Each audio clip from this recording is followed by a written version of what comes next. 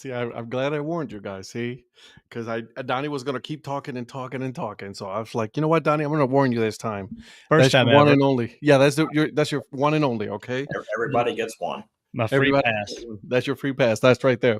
Welcome everybody to the DHC Sports Show. My name is Ed, also known as Dad Hat. What's up, Polly? Well, welcome to the DHC Sports Show. Right, this show is brought to you by All Forward Baseball Company.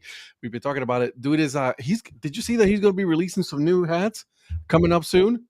All Four Baseball Logan is going to be releasing some new ones. I don't need you to zoom in on your face, please. That was way too close. I moved the logo to the wall behind me. Let me zoom back out a little bit. So I moved it off of the door and put it there. So I see that. I've got to get my shift out of the way better.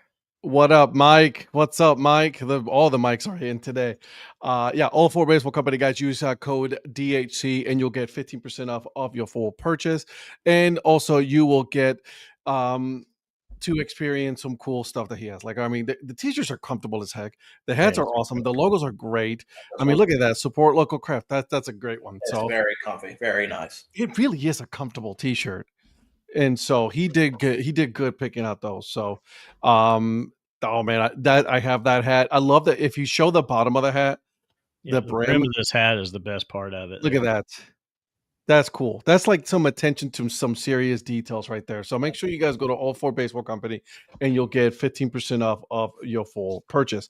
Also, guys, if you are wanting to go ahead and get yourself some stickers, there it is. There's every month he releases a new set of stickers.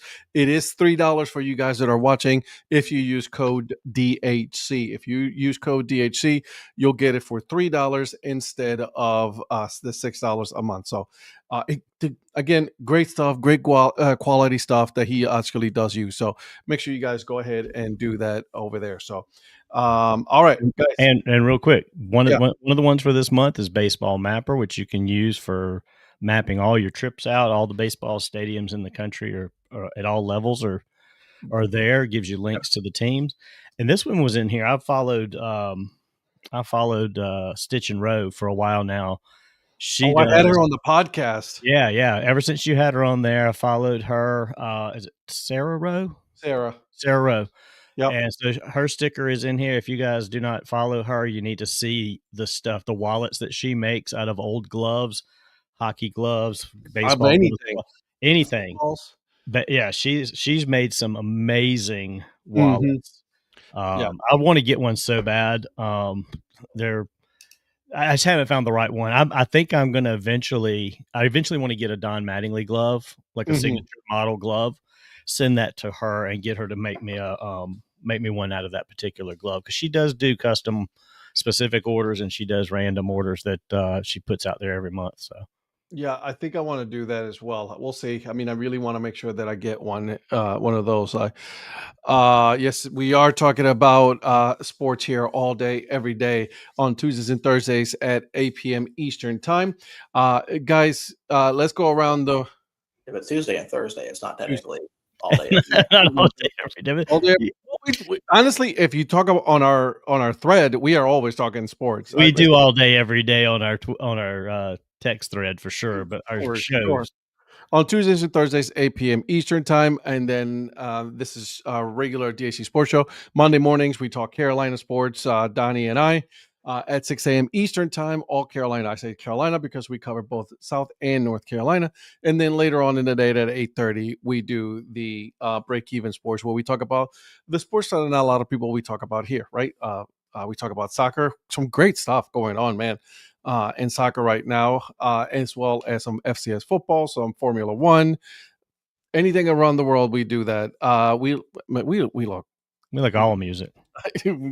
I like all music. We got the whole spectrum, so yeah. Right, exactly. So, all right, let's go around the room. Let's go ahead and talk about the hats that we are wearing today. And I'll start with you, Mr. Mayor, just because he's not here, so might as well just give him a little bit of a love on the hat that you're wearing today.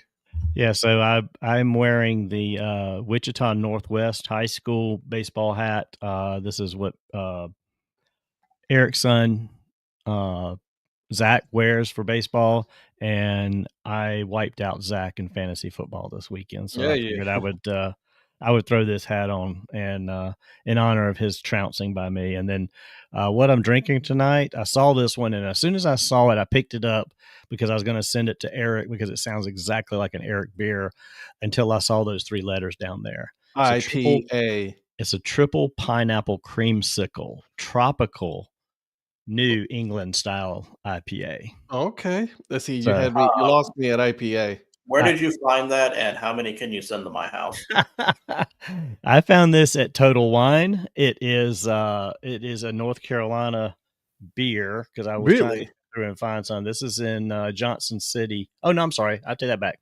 I got some other North Carolina ones. This one's actually from a brewery in New York, Johnson City, New York, Beer Tree. So yeah, I just saw the name and grabbed it. I was actually looking for North Carolina and South Carolina beers to send a few Eric's way and Virgil's way. So I was getting kind of excited because when you said Johnson City, I thought you would say Johnson City, Tennessee, and I was about to get up and go. Well, like I said, I looked at this and I thought it said North Carolina, and then I was like Johnson City. I'm like, oh, that's New York. So yeah, I was. I saw the name, and so I just grabbed it. And I was thinking I grabbed it out of the North Carolina section, but anyway, I'll let you know in a minute how good it is. I like it. All right, Mr. Producer, what you got going on for us, man? All right, tonight's hat is the Connecticut Defenders, one of the ones I've been searching for a while that Patrick was able to give me. This is what the Norwich Navigators became, and then they moved out of Connecticut to move to Richmond to become the Flying Squirrels. So kind of topical today with what we're going to be talking about. I'm glad you said that. And tonight is just water, but I do have some news for you, Ed. Next week, I will start showcasing beers again. No, congratulations, buddy. I like that. I am not drinking any beer, but I am drinking. I mean, I'm wearing one of the clowns from. Look at this thing from Sandlot Cuts, dude. This thing is like legit super cool. So one of the Negro Leagues baseball, the clowns right there. So you guys got to check them out. There, I love their stuff, man. Their hat are so comfortable. Oh yeah. Ever since I found them, I've been such an in this mood for these type of hats now. I even got me some other hats from there. So I got a whole bunch of them. And then Donnie, you got yourself some hats from there as well. You're welcome. That was totally my fault. I'll take that. I'll own that one. I have that exact same hat along with I think 4 or 5 others that I bought at one time because I got on a spree with you on those Sandlot hats. And well, they had a good sale going on. You know what I'm saying? They did. They had a good sale. It was basically like 6 for the price of 3. Yeah. So I couldn't pass that up. And the quality, I mean, these things, the quality is such that they pull stuff out and won't sell it if it doesn't meet their own standards. They're not just pumping them out and throwing them out there on the system. So very, very good. So I might get me a couple more. We'll see. I mean, they do have some of them that are there. Like they have some basketball ones, some Cleveland ones. So we're definitely, Carolina has one right there.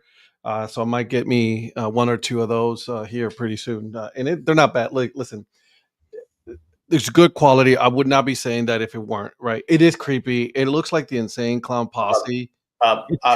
Actually, Mike, his name is Donnie, and he does have feelings. Yeah, thank you. Right? He is a little creepy, but we don't tell that right away. We don't condone. No, we don't do that. That kind of violence like that is just uncalled for. I appreciate that.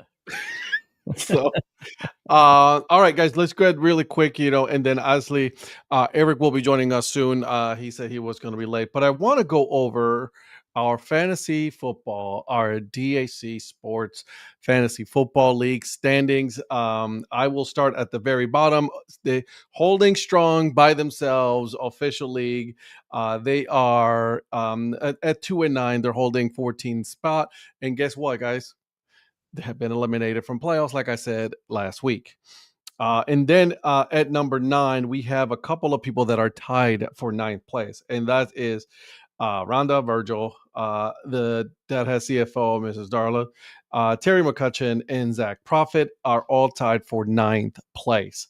Okay. Moving on into 8th place, all by him lump sum, by the way. Mr. Purple Rain, Eric Lichtenberg, is by himself. They are 2 people tied for 6th place. Okay. And that is yours truly and Mr. Donnie Wise. We are tied for sixth place.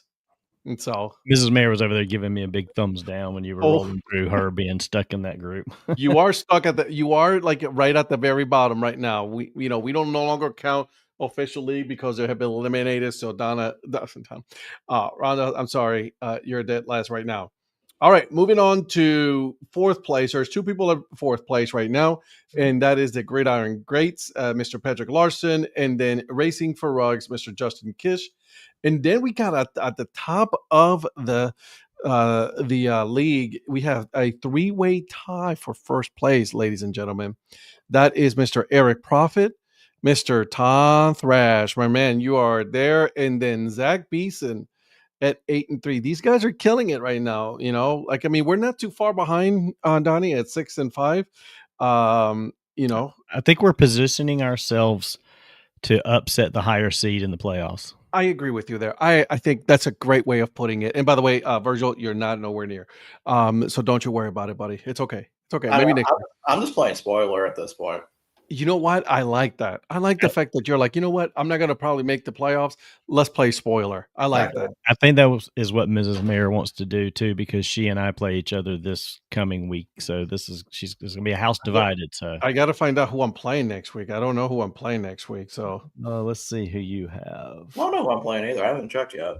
I'll tell you right quick here. So you're playing official league, Ed. So count that as a win. Baby, let's go unless my team absolutely decides to take a big dump. And Virgil, you get to play the other Rivera. Mrs. Rivera. Okay.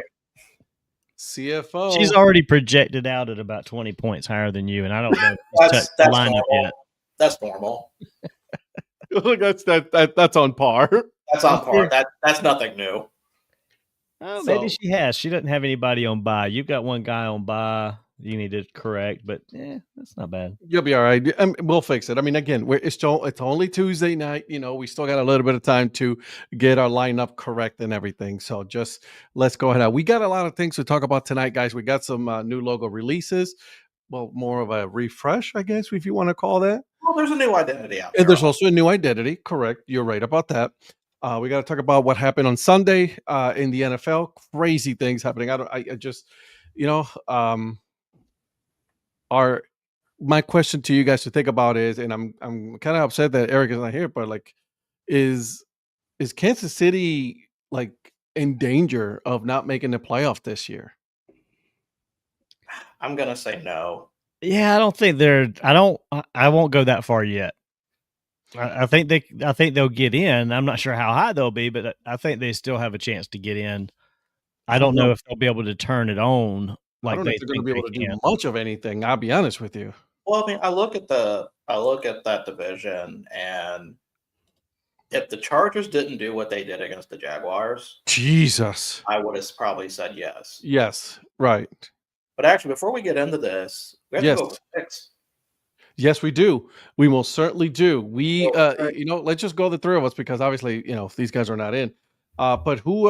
Let's talk about who lost, who won. Go ahead and take over, my friend. So I'm gonna be honest with you guys. I'm a little surprised this week. Why? Because the person that let's go ahead and just cut to the chase. Shut up! Are you serious? But here's why I'm surprised. Oh, I'm so surprised I won. No, Donnie, I told you yesterday why. That doesn't make it any better. Listen, Eric, calm down. I missed all my unique picks. You and Donnie did absolutely amazing on your unique picks. And so when I actually compiled everything, I did it last night after break even. Mm-hmm. I was like, are you shitting me? Like, what? Like, no, I wasn't expecting this. That's hilarious. Well, I'm used to being on an island by myself with many of my picks, so it's not surprising that every once in a while I'll do good. So the standings, I finished first at 25-15. Patrick finished second at 24-16. And then there was a three-way tie for third at 22, or for last at 22-18. Mm-hmm. Donnie got his over-under right, and you and Eric did not. Okay. But Ed, I feel sorry for your over/under because you had the over on Cleveland, Baltimore.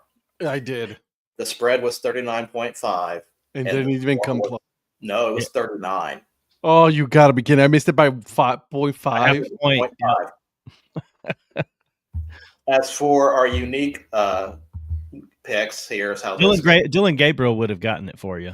I think so too. I honestly think that Dylan Gabriel, if he would have stayed healthy, I think he probably would have won that game. I truly believe that. Yeah. But anyways, neither here or there. Whatever. It is what it is at this point. As for unique picks, so here we go down the list here. Donnie, you were the only person to pick Clemson over Louisville. That's a homer pick. Ed, yeah, that was such a homer pick. That was a homer pick, but it worked. Ed, you were the only person to pick Oregon to cover the spread. I told you guys. Donnie, you were the only person to pick Pitt to try to beat Notre Dame, and that one did not happen. That did not. Yeah, that was However, no. You were the only person to pick Navy over South Florida. Yeah, got to go with the military. Ed, you were the only person to pick Arizona over Cincinnati. I feel good about that one. At this point, can you guys see why I'm shocked I won? Because you guys are getting all the one-offs. Yeah, but we sucked on all the common. Oh, no, the ones. Yeah, that's right. On the normal one. Donnie, you were the only person to pick OU over Alabama. Much to Beeson's happiness. I got to support Zach. You know, again, go with the military. Honestly, I didn't see that one coming. I'm going to be completely honest. I thought Alabama's. They're not as good as their ranking, in my opinion. They've scraped by some games. I don't know. I just felt like Oklahoma. I mean, I guess I got lucky. I'm not trying to say that I knew it was going to happen, but I just went on a whim because I kind of felt like this would be one of those chances that Alabama would screw something up at home, and Oklahoma, you know, it seems like they're playing they're on an uptick, and I thought Alabama was on a downtick a little bit. I'll give you that one. You did good on that one, man. I got to hand it to you on that one. Ed, you were the only person to pick ECU over Memphis. But that one kind of surprised me too. Yeah. But again, Memphis lost to a couple of weeks ago, right? Yeah. So I kind of had an idea that coming in, I was like, I don't know. Memphis is not that good of a team. Donnie, you were the only one to pick Texas against Georgia, and that one did not work in your favor. Yeah. I was hoping that was going to be a similar upset situation. Ed, you picked TCU to beat BYU, and that just did not happen. It did not. No. But you have the most impressive one, in my opinion. You were the only person to pick Presbyterian to beat St. Thomas, Minnesota. I did. Much to Donnie's dismay. I'm disappointed in myself not sticking with Presbyterian. You should have. I know. I thought it being a road game to Minnesota is just like you let yourself down. I did. I'd let myself down. Absolutely. And as for that was it for the college. For the NFL, I was the only person to pick the Falcons to beat Carolina. Okay, okay. Donnie, you were the only person to pick Jacksonville to beat the Los Angeles Chargers. Okay. Ed, you were the only person to pick Seattle to beat the Rams, which did not happen. It did not. It did not look good. Well, I mean, I guess you can say Seattle's still a good team that they can throw 4 interceptions and still be a field goal away from winning it, or at least tying it, right? Right. And of course, that is customary. So when we do this, you pick Cleveland to beat the Ravens, and that did not happen. But that game was actually pretty close. It was closer. Yeah, closer than I got some thoughts on that. We'll get onto that one in a little bit here. And Donnie, you were the only person to pick Denver to beat Kansas City, but I think you kind of did that out of fear. Yes, I did it out of spite more than fear. I had a feeling that Kansas City was going to lose. I should have stuck to my gut feeling on that one, and I didn't. I went with Kansas City when I shouldn't have. So it is what it is. All right, so let's hop on to NFL scores for a minute. So on Thursday, we had the Patriots beating the Jets 27-14. And any sort of analysis you guys want to talk about in the games, well, you can just stop me because I know there's going to be The Dolphins beat the Commanders 16-13 in Madrid, which, by the way, that was such a disastrous game for Washington. It was on all aspects of that. That game was not good, dude. Oh my god, what a disaster! But I know you guys covered a little bit of this game on Monday, but I'd like to see what you guys, if you have any more thoughts on this. Panthers beat the Falcons 30-27 in overtime. So I actually got something to say on this one because I sent this to Donnie earlier today. Here's the complete list of the quarterbacks this season with 400 plus yard passing, 3 touchdowns, and no interceptions in a game. And you know who that was? That was Bryce Young, the only quarterback so far this season to do that. It's a one of one list. One of one list. And I'll say this. Shocking to me. Me and Donnie and I have been very critical of Bryce Young because I don't think, we both think that Bryce Young is not going to be the answer and for that team, but he is. Can we call him a bridge quarterback at this point for the Carolina Panthers? But man, he got injured a couple times. He went out a couple times, came back, and still handled his business. I got to hand it to the kid. He did his thing. Yeah, despite the fact that he led them to the win, and they kind of came back on Atlanta a little bit to get to the point to win that game. Mm-hmm. I still want to say he's not gonna lose you a lot of games. He's not gonna win you a lot of games. He's just gonna manage a lot of games. But he helped win that game. I mean, he did. Played that fourth quarter and in overtime was a pretty different look of Bryce Young than he had been normally. And I don't know if it was just Atlanta getting tired, or what, but the Panthers looked pretty good in that game all around. We got to hand it to. We also got to say this. Michael Penix Jr. was also out for that game. He's injured. I think he's done for the year, isn't he? He is. Yeah, I think he's out for the year now. He's on for the year. So it's like, oh. So luckily for the Atlanta Falcons, they didn't, buck, and then they decided to keep their backup quarterback, very expensive backup quarterback at that, but they still kept them, and it might work out for them. What do you think, Eric? Well, I wasn't planning on getting on, but then I heard some show was broadcasting, and there's some guy sitting on the show by himself saying, "Oh, I won this week. I wonder how I won. I can't believe it. I just could not believe that I won the picks yet again." Did we talk about just the solo NFL picks? Did you say what Eric did in the NFL picks this week? I know college was garbage, but what about Eric's NFL picks by themselves? 2 losses, 13-2. Yeah. Yeah, 2 losses. You're pretty good. Yeah. Thank you. But your college ones were. Well, yeah. If we get rid of the 97 FCS and Division 28, then I would be in first place. Maybe you should do a little bit of checking. Actually, if we remove the FCSs, you still would not have been first place.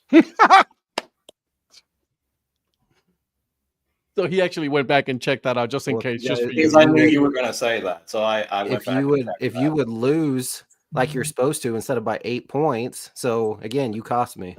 But lose like I'm supposed to. Yeah. No, you can't come in here when your team got blitzed by the Jaguars. Yeah, this is the NFL portion right now. So no, I mean it doesn't matter NFL college. He can't come in and be like boomer, but then his team got absolutely boat raced by the Jacksonville Donnies. Tell me how you really feel today, bro. I can if we want to get into kick. I mean, never mind. Oh, we'll get into that.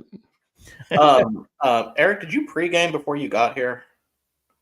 No, I was cooking dinner because I'm the mom of the house today. Good for you. I cook every day. All right. What's wrong with that? So going on to the other NFL games. Real quick, I just want to say this on the Panthers before we step away. So the one thing that they've had going for them most of the season has been their running game. Last 3 games has not been their running game, and they're still doing pretty well, and again found a way to win this game with the passing. And I think it was, like Ed said, a combination of Cousins having to come in and just he's not what he once was, and then Bryce Young coming along and Sorry. The printer started and it threw me. I was like, she's over here Donnie, printing stuff. And I was for like, a second, I thought that my internet went bad again, and I'm like, here we go again. I just was like, no, the printer started and it threw me for a second because I didn't know what that was going on over there. So anyway, sorry about that. Anyway, so that's all. I mean, they won despite having less of a rushing game than they've had earlier in the season. There you go. I can't say anything about it. I mean, they need, the Carolina Panthers need an offensive line. That's all I'm going to say on that. And what's up, Joe? Well, it was a pause for dramatic effect, he says. Oh my God. Yeah, I don't think you weren't here when real quick, Eric, you weren't here when I had my beer, right? No, but I could hear what you were saying, and he was like, "Oh, Eric's gonna like this as pineapple," and then he lost me at IPA. Yeah, I said that too. Yeah. Why would you take the best fruit and food in the world and put it in that garbage IPA nonsense? It's gross. Because it's juicy and delicious. It's a nice pineapple. I have something else that's that, and I don't need it to be an IPA.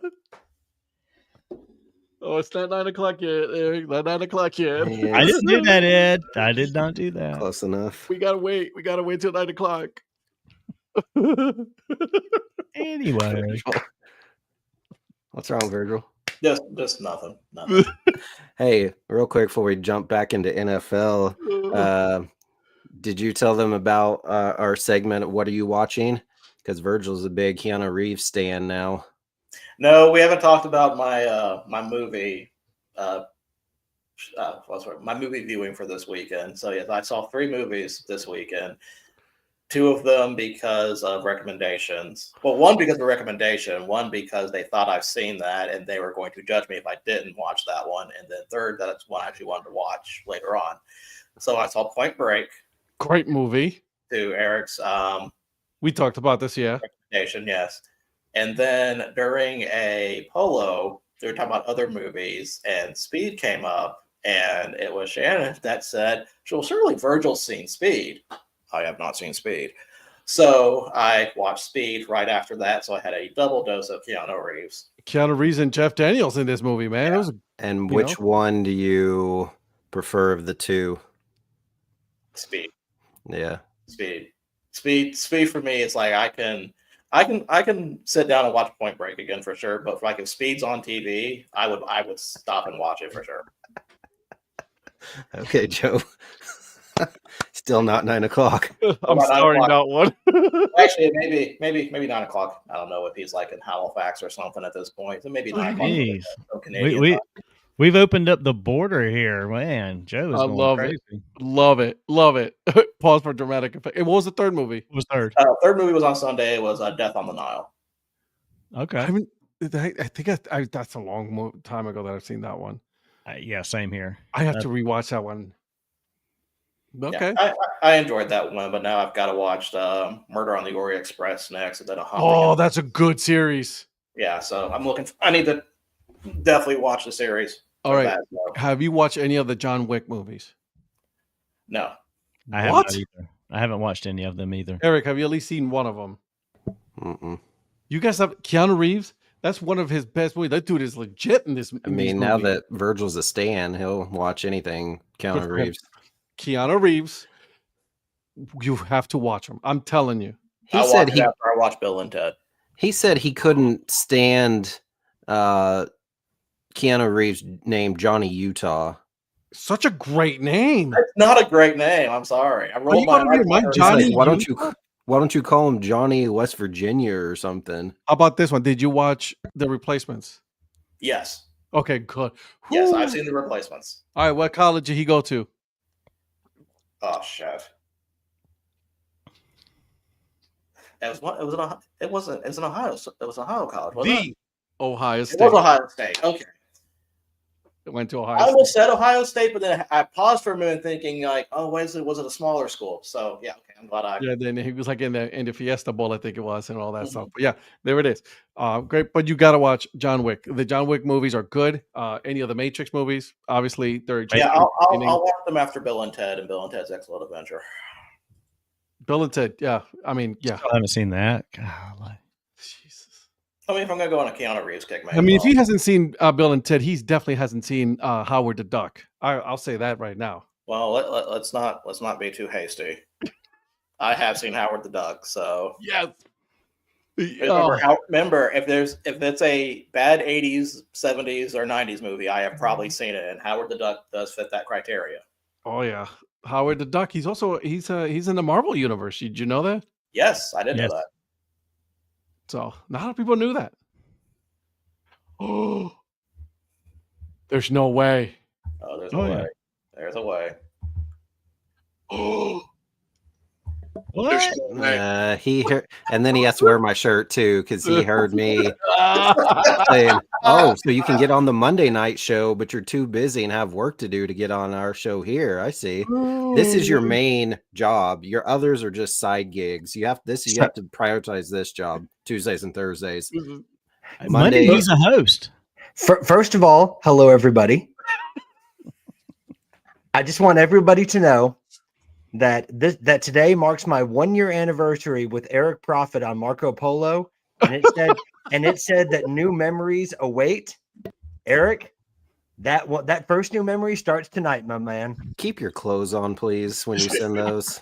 Yeah, don't be and watch those. We don't want to know what you're sending each other after the show. Come on. Oh my God, that's too funny. Donnie, get on there.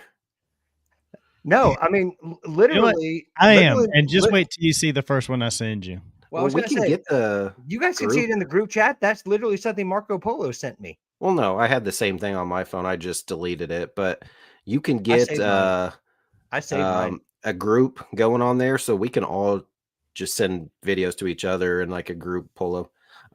Joe, but if you go on to Earn Fun Average's Twitter, there's a link that takes you in to TeePublic where you can get the.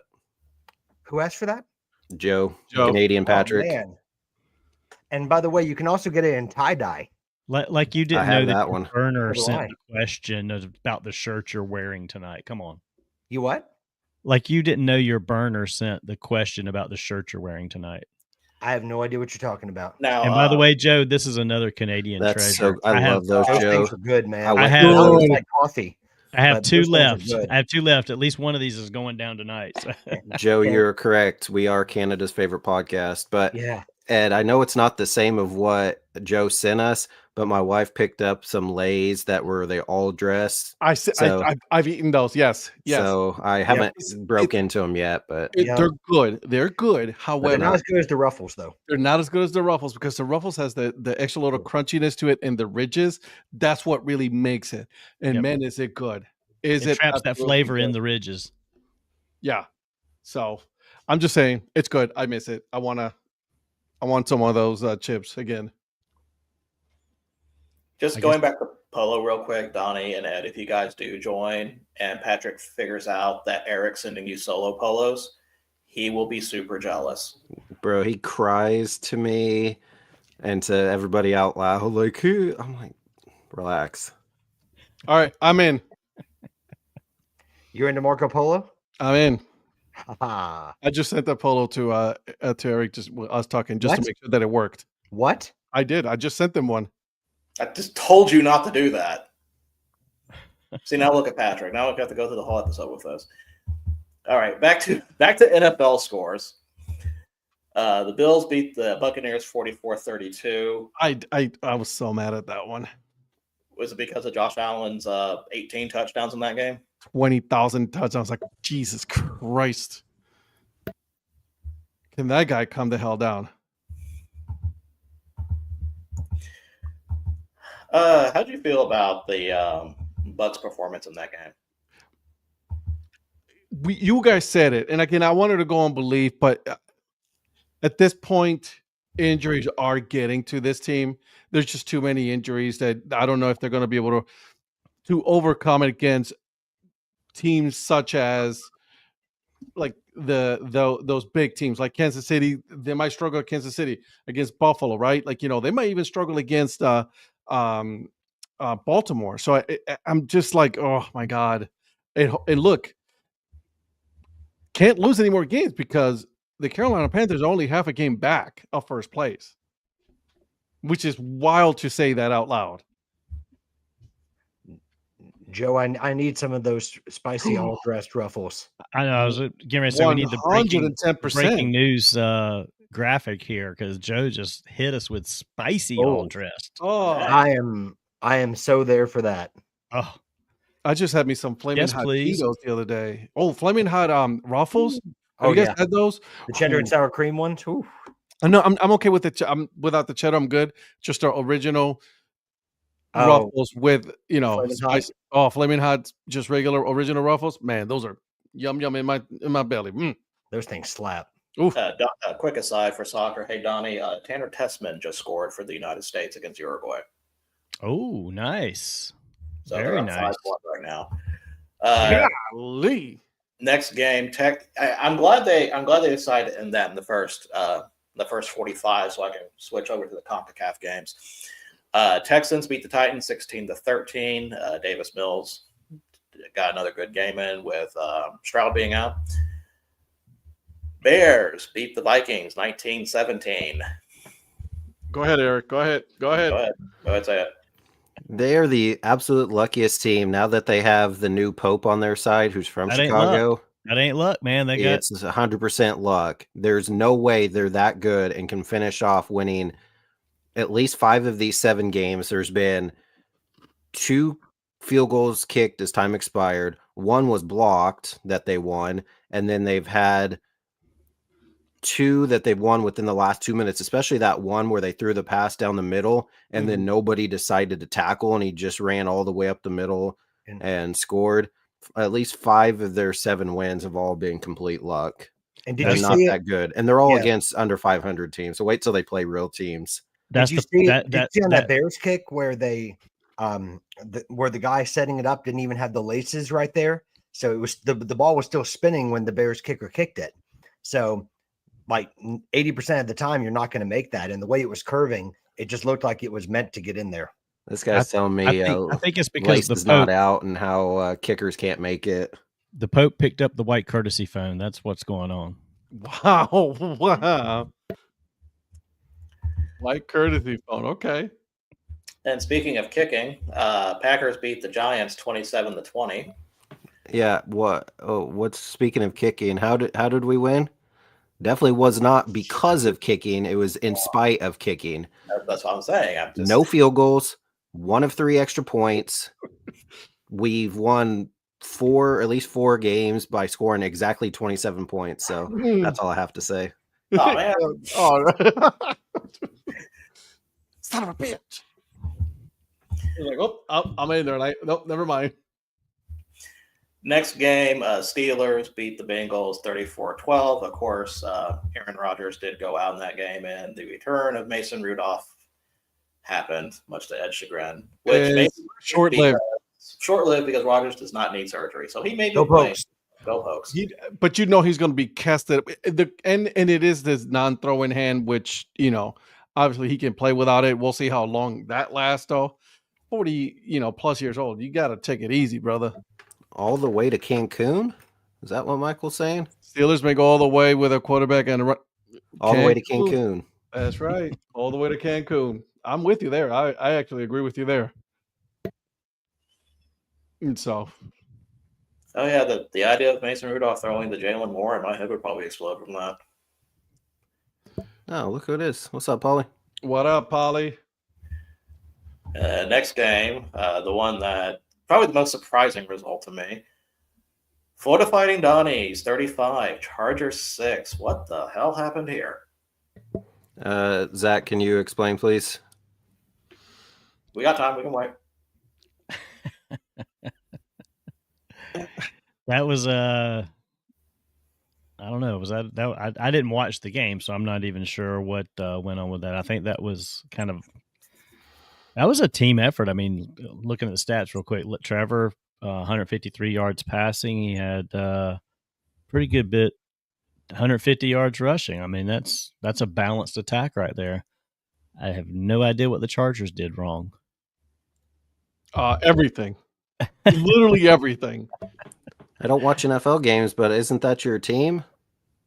I was watching the Panthers, man. No. He's talking about. Well, you too. Oh, you're talking about Zach. I'm talking sorry. about Zach and the Chargers. The Chargers literally couldn't do anything at all. Like, could not do anything. Like, couldn't throw, couldn't catch, couldn't kick. They just couldn't tackle. It was just a bad game overall for the Chargers on that game. What's up, Big? What up, Big? So, did he just leave us all of a sudden just here, to our own? Mm-hmm. No, That's just dangerous to leave us here. You're so worried about placement. What do you mean? You moved me. I didn't do that. I didn't do that. I didn't do it. Yeah, you did. Here's Donnie. I knew it was Donnie. Why'd you do that, man? Next I hit the game. wrong button. That's okay. Next game. Los Angeles Rams beat the Seahawks 21-19. Oh gosh, how can you throw 4 interceptions and still be within a field goal to win that game? I just don't understand that. Who are the Rams? The Los Angeles Rams? Oh, here we go. Yes, they're the Rams. They're the Rams. They're the Rams. They're the Rams. They're the Rams. No, the Los Angeles Valiant Virgils. Thank you very much. Who's the bigger enforcer, Big or Virgil? Considering I've already lost track of the show twice, I feel like Big's probably a better enforcer. Hey, I don't know if you were listening before you hopped on, Patrick, but did you see who won the picks this week? And I know it's not a shock to you, but... No, but I've got a wild guess as to who it is. Yeah. Who's that? Is it Mr. I only have single-digit wins? And I'm in last place yet. Oh, my goodness. I've suddenly found myself in first place. I only got 2 right on the Saturday morning game. Are you trying to pull my shtick now? Oh, God. You finished second. What are you talking about? You were texting me like you were last the entire week. Patrick, congrats on your fantasy football win this week. Yeah. Started now. Started now, Eric. Started now. Yeah. I play him. Yeah. Well, congratulations, because I have nobody left. So congratulations on your win. You're gonna beat me by 100. Oh, here we go. Here we go. Are you Pat Narduzzi? I am. Unreal. That's your only two identities. Well, my team is the Pits, so makes sense. Didn't he just get on you about leaving, and then now he bounced? Yes, exactly. Rules for me, but not for him. Nope. But no, even though Cholo Virgil or shirtless Virgil? I don't know. I feel like you guys don't respect shirtless Virgil. You just kind of wish he goes away. Yeah, he's kind of a party guy. We need sensible Virgil here. But Cholo Virgil, you guys respect him. You have to. Well, he's cool. He's not out of control like shirtless. No. Wow, that was blatant disrespect to Virgil. I don't know if I can take that. Next game, I got the 49ers 41, Cardinals 22. Really nothing to talk about in that one besides Jacoby Brissett having 47 completions, mostly in garbage time. So Murray is not coming back for the year. He's just injured reserve. He's not out for the season, I believe. Yeah, I'm not 100% sure on that, but I don't think he's coming back to the Cardinals at all. So, I don't think so. I think they're preparing for life without him. Yeah, I think so too.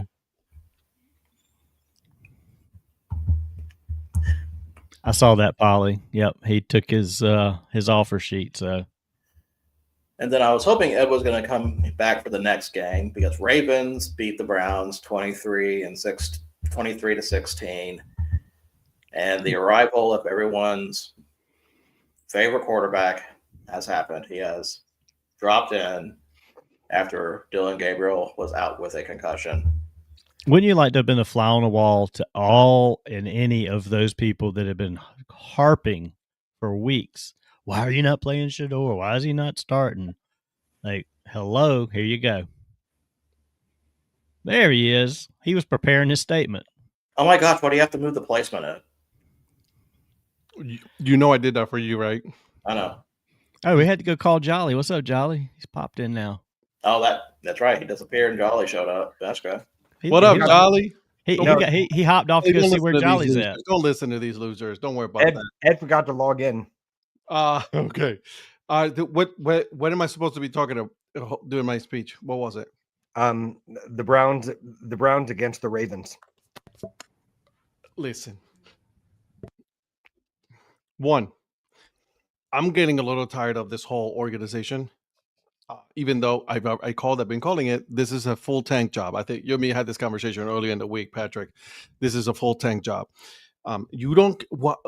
Your second string quarterback, your backup quarterback, you do not give him any reps whatsoever with the first, and then you expect them to go out in the second half and try to, win you the game.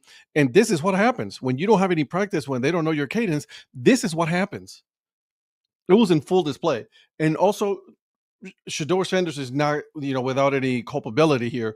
The dude sucked. He had a wide open dude for a touchdown and just overthrew him. All right. So I can't believe I'm actually going to say this, but I can actually believe that if Dillon Gabriel was actually at quarterback, they probably would have won this game. Absolutely. I can't believe I actually said that out loud. Those words came out of my mouth. Yeah, because I mean, when did he go out actually in this game? Because I wasn't. It was the second half started with Shedeur. Okay, yeah. So I mean, all their points were in the first half. Okay. Mm-hmm. All right. Yep. And so I was annoyed. So annoyed with this. So I think, listen, I got to hand Stefanski F this one up with not giving him any reps. I honestly think at this point, they don't want Shedeur Sanders in Cleveland. Or at least he doesn't. So who drafted him, or why would they draft him then? Stefanski wanted Gabriel. Right. And I think that I could see where the management was probably like, we have to draft Shedeur as well, which is probably why he went in the 5th round. There is a theory out there, and I don't know how true this is, but there is a theory out there that this was a ownership pick. That Deion Sanders called the ownership, Jimmy Haslam, to say, hey, I need you to draft him, because he didn't want to go to Baltimore. He knew that he had a better opportunity in Cleveland to start. At least that's what the thinking was. Like, he didn't want to go to Baltimore because he knew that he was going to be sitting behind Lamar Jackson. Did you see or say anything about his house getting broke into? $200K. Yep. Yeah, that's crazy. I'm with you, Joe. I'm with the, like, if you're in Cleveland, just forget it. You know what I mean? Dillon Gabriel is going to start. He's going to start for the foreseeable future until maybe the 4 games left, and then we'll put Shedeur Sanders. But at this point, it's all bad. It's all bad in Cleveland, and I'm okay with that. Honestly, whatever. It is what it is. So you're sure that Dillon Gabriel starts Sunday? That's what he said.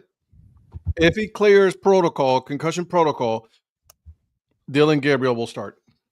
They saw a half of Sanders. They don't want no more of that. No, but if he doesn't clear concussion protocol, no, we're not going there. 42? No, because you know who's also waiting to get back, right? Please tell me you're talking about Bailey Zappi. Nope.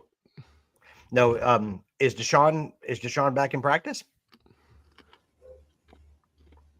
Big, this is the Dad Hat Magic Show. He wants to know why we keep disappearing. I went to go get some chips and say goodnight to me. Virgil went to say goodbye to whatever female was in his house. Well, I was actually doing laundry, but I'm sure we'll go. Same thing. We got talking about chips, and Ed's like, "Oh, I feel hungry. I gotta get some chips." That's what it was. Are they? Just basic Ruffles? Just regular Ruffles. Have you guys ever had Snyder's barbecue? Yes. Man, I know you have, Donnie, because that's a Cleveland thing, Northeast Ohio thing. Yeah, Virgil sure doesn't know.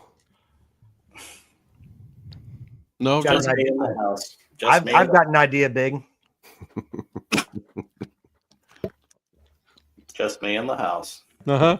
If it's who you think, if it's who you're thinking of, I was at her house yesterday.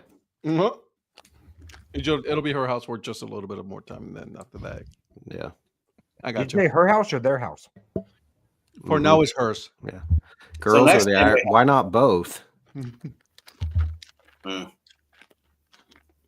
Both. That's the 2026 calendars. The females of the IRS. You should see Miss IRS June. The tax ladies.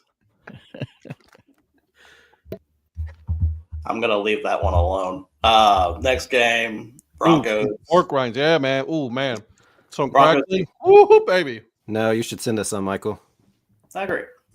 Broncos beat the Chiefs 22-19. Okay, so talk about it. I heard you say I wish he was on here because he wanted to talk about it. So first of all, I didn't watch the majority of it because my son and I went on a super long walk when that game started. Because as soon as Green Bay's game was over, we went out home to see the end of it. I was surprised to see or know that Mrs. Influencer was watching the game. Normally she does not. There was a pass interference call on Denver, and she goes, basically get into it, said, you can't do that, blah, blah, blah, and yelling. And I'm like, why do I always get in trouble when I'm yelling at the TV for the game, but then you can't? She goes, you do it all the time. I rarely do it. I mean, she does have a point. They listen, they need to chill out with this whole protecting Pat Mahomes. It's really getting annoying. Well, see, she and I didn't get to see it, but they had Denver like 145 penalty yards or somewhere around 150. And from what I gathered, just like, again, I didn't see till the end of it, that there's just so many penalties that were called. Yep. But they tried really hard to give that game to Kansas City. I'll tell you that. I'm still with Virgil. I still don't believe in Denver. So this is where they get the penalty. This is what aggravates me because Denver had there was a couple of penalties on Kansas City deep in their own territory. They had jumped off sides on one. They had a couple of I think Denver actually turned down one of the penalties. It would have been 2nd and 19, and they're like, no, we'll turn it down so it's 3rd and 9. They're like, we just want to do. So what do? Pat Mahomes throws like a 60-yard dart down the right side that he knows is going to draw pass interference, and of course it does. I did see that. I remember that. I was with you. I was like, why would you give him shorter distance? Granted, one less down, but I remember that play you were talking about, Donnie. Yeah. And then he went downfield with that and got the pass interference. Pat Mahomes is probably the most surgical of any quarterback in the NFL. When he needs a pass interference, he gets one. And I'm not saying that he conjures it. The guy, the guy for the Broncos had no business putting his hands on the guy. It wasn't even catchable. And he just throws one where he knows somebody's going to have to stop and come back and create body contact, and he creates pass interference.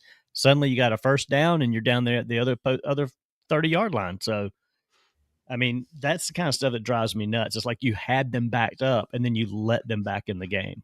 I'm not supposed to talk about this on this show, but Virgil, are you watching Haiti, Nicaragua? Yes, I saw Haiti just go up 2-0.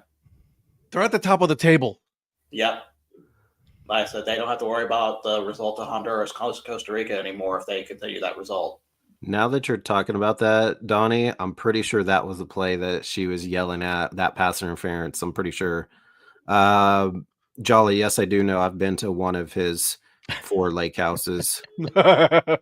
And with Big's comment here, although they're going to finally not win the AFC West for the first time in like 10 years, basically, they are still the favorite to win the AFC Championship.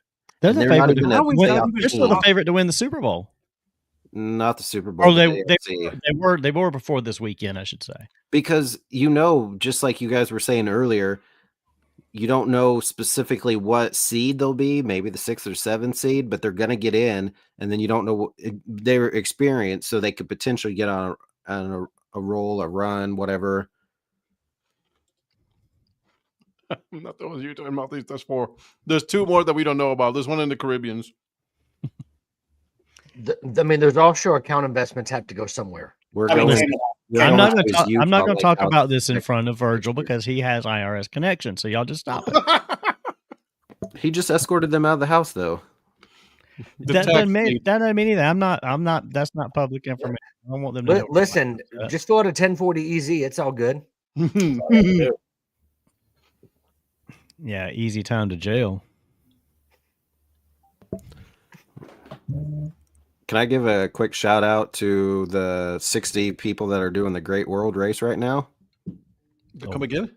So there are 60 people across the world who are running 7 marathons in 7 days on all 7 continents. And 2 of the 60 are 2 guys here from Wichita. When my brother and I used to run 10 plus years ago with Fleet Feet Wichita, one of the guys, Tony, we ran with all the time. So I know him. I'm not sure. My brother knows the other guy. I'm not sure who he is, but they started in Cape Town, South Africa, and they were supposed to fly private to Antarctica and run Antarctica on Saturday, but the weather was so bad. They flew back to South Africa, spontaneously ran the first leg in South Africa. Then the next day flew within 24 hours, flew down to Antarctica. It was negative 20 degrees Celsius, and they had to just clear a snow path 2.6 miles long, and they just had to run that 10 times. And then from there, they hopped back on the jet, went back to South Africa, got on a commercial jet, went to Sydney, Australia, and then just ran, or not Sydney, but they went to Australia, just ran there, and then they just finished running in Asia and Abu Dhabi. So they have 3 legs left. They're going to Portugal, and then they're going to Cartagena in South America and finishing in Miami. Wow. So 7 marathons, 7 days, 7 continents. I cannot wait to see this this documentary. If you go on the Great World Races Instagram, you can follow along. It's pretty fascinating to see. There are a few people that are doing the half marathon. And if this was a thing back 10 years ago when I ran my half marathon, I for sure would have loved to have tried to do, there's no way I could do the full, but half marathon, to try to do 7 of them in 7 days on all 7 continents. It would have been a blast. I would have loved just the travel part and everything. So I just want to give a shout out to them, especially 2 of the 60 people from across the world that are from right here in Wichita. It would wear me out to go see 7 baseball games on 7 continents in 7 days, much less run them much. You know, I love that. I'd be down for that. Oh, Hey, man, let's, I'm down for that. Donnie, spend some of your earnings and let's do that. Let's go to You know what? Here's what we need baseball to in do. Antarctica. We need to write a proposal. We got to get that going, and then we will chronicle all of that, right? And then see if somebody would pay for this. I think that would be pretty cool to see. Listen, we can create a whole series out of how to get around the world for free. And there's just one step. Hang out with Donnie. Yep. I like it. Who's Eric's faster? the one that gets free. I'd more hang out with Eric. I'll say Eric's the one that gets free. I don't get free. Well, no, I was going to say, like, No. That was Eric's idea. He's like, let's go and do it so you can pay for everything and I don't have to pay for a thing. Well, that's easy, Big. That'd be Stanton by a mile. See, Big knows. He knows. That's why he threw the question out there. He knows. He knew I was the answer. He had the answer before he asked the question. He messing it up. Who's faster, Stanton or Ed? Did I tell you what happened to me? Right? I told you guys on my last game. I hear you. I hear you're great at sliding. I am not even close. I was supposed to do a hit and run, and Ed decided that he was going to try to slide, but he slid with 2 feet first because he was trying to stop and then slide at the same time. It's my brain. My brain can't comprehend that. You know what I mean? Dude, Ed's got a 4.940. Yeah. No, he does not. Let me tell you. It was supposed to be a hit and run. The problem is my partner forgot the whole hitting part, and I did the running and got caught. My ass was numb. Wow, way to throw somebody under the bus like that. It was true. It was that I can't. It's not throwing it under the bus. It's factual. If it's not throwing anybody under the bus, if it's an actual factual thing. Sorry, it's just how it goes. Sorry. Anyways, are we done with NFL? Because I got some Major League Baseball news I want to talk about. Well, we got the Eagles, Lions. Does Who anyone cares? care about that one? And Cowboys, Raiders don't care about that one. No one definitely cares about the Cowboys or the Raiders. So sorry, Joe. Drop your MLB news. So, and I sent this to you guys. So it looks like ESPN is acquiring MLB TV. That's I don't understand because they got rid of the whole Sunday night baseball. They got rid of all the whole baseball package, and then all of a sudden they're like, "Oh, just kidding, guys. We're just going to acquire the whole MLB TV. Don't you worry about us." Like maybe they had to do one before they could do the other. Could be. That would make sense. Yeah. And I do love your point, by the way, Donnie. I hope it does fix the blackouts. Yeah, I mean, you can't have ESPN control something and still do the blackouts. I mean, Major League Baseball can do that stupid crap, but I mean, I don't know. Is it going to roll all this into ESPN Plus? Because ESPN Plus has so much stuff now. I love it. It's like they're like, hold my beer when everybody's like, ESPN's falling apart. They're horrible now. Blah blah blah. And they're like, nope, we're going to collect this, and this, and be back in control. Yeah, I mean, that's another chip away at the YouTube TV too. After all this mess with Disney and ESPN, YouTube TV got too expensive, and that's why I don't even. I have Hulu now just because of that. YouTube TV got way too expensive. Yeah, the only reason I even still have it right this moment is because of the Fox channel to watch the Panthers games for the local Fox News, or not Fox News. Watch Fox TV station to watch the Panthers games locally. I got you. I want to answer that question from Big Ed catcher, Virgil catcher. Jolly says Virgil catcher. I know Ed. I play first. I can't play catcher anymore. Well, no, I mean, he was a catcher. I was not a catcher. Like what you. Man, I'm in the outfield again. What's wrong with the right field? Still, you're on the field at least. Yeah. Donnie DH. I always get stuck in the outfield. Oh, I was an outfielder. I played center and in youth baseball, like outfield was basically the place where you put it when you weren't good. Like in youth baseball. I was going to die for the ball no matter what, so I was all out when it came to outfield. Oh, I'm center field? Now we're talking. No. I played every position but catcher growing up.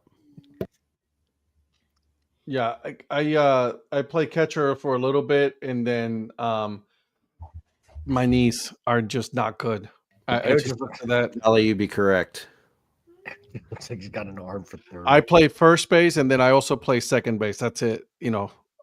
My arm strength is gone. I've got an arm for DH, and I've got a bat for pinch hitter. I got an arm for radio.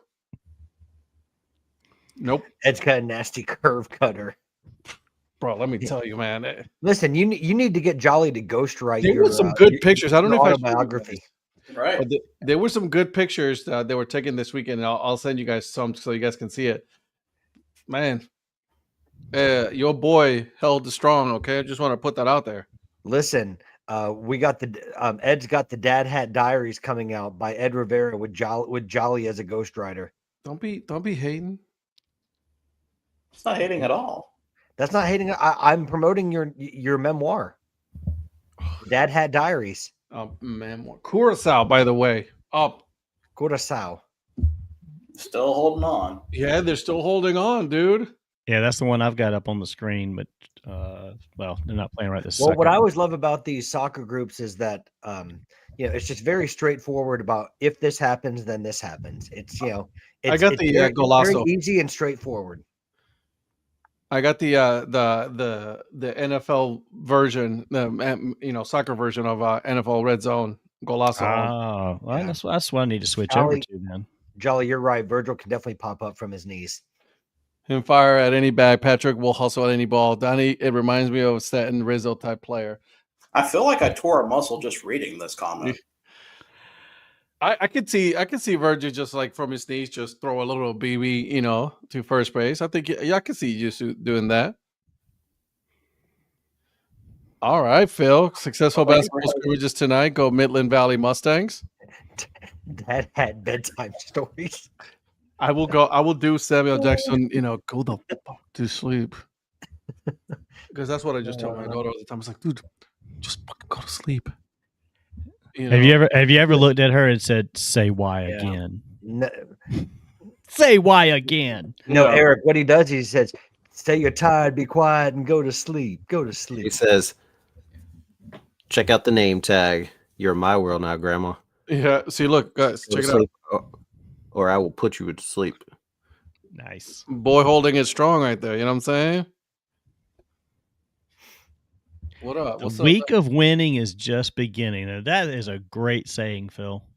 I wonder if he's referencing a certain game on Saturday with that statement. Hey, Phil, check Dabo's. It's hopefulness. Check Dabo's pockets, okay? That's all I'm going to say. Check Dabo's pockets. Ed looks like he's a baseball player, boys. Is that you? Is that you sitting? Yep. I'm the manager of the team, bro. What do you want me to do, homeboy? Well, then, when you're sitting, you look like the bench coach.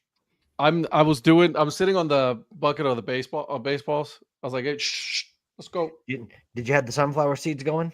I did, of course. I have two kinds. I gotta get with you, Eric, because I know you said there was another sunflower seed place. Do you use the smack sunflower? I did not. No, I used the original ones. So David, I have barbecue. David ones. David's. I have barbecue, and then I also have black pepper. Yeah. Well, so, listen. I'll send you a at Donnie's mansion pad. He's got like locally curated sunflower seeds that he has. He's got special boxes for each one. Hey Donnie, that advent calendar just came in.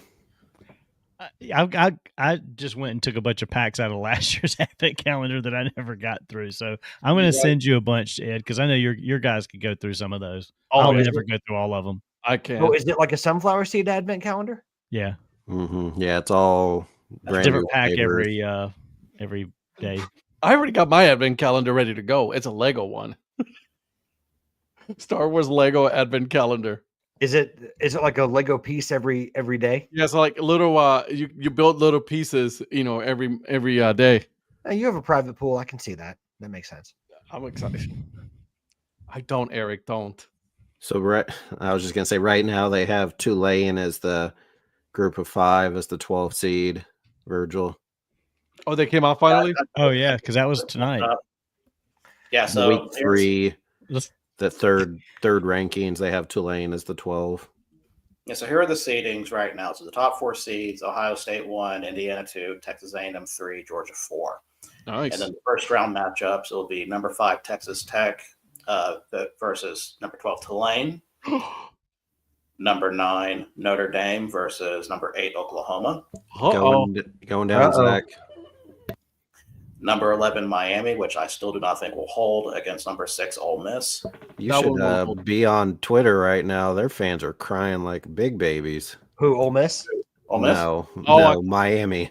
Here we go. I can go. I'll start some fight with some SEC teams. Wait, so who's Ole Miss playing? Miami. Oh, what a matchup. And then number 10 Alabama plays number 7 Oregon. Do you think that, Alabama flying all the way to Oregon, do you think that'll affect them? Mm-hmm, for sure, yeah. Well, I don't know about it depends on the headwind and the tailwind. They're not going to be in that position when it comes to the end of the season.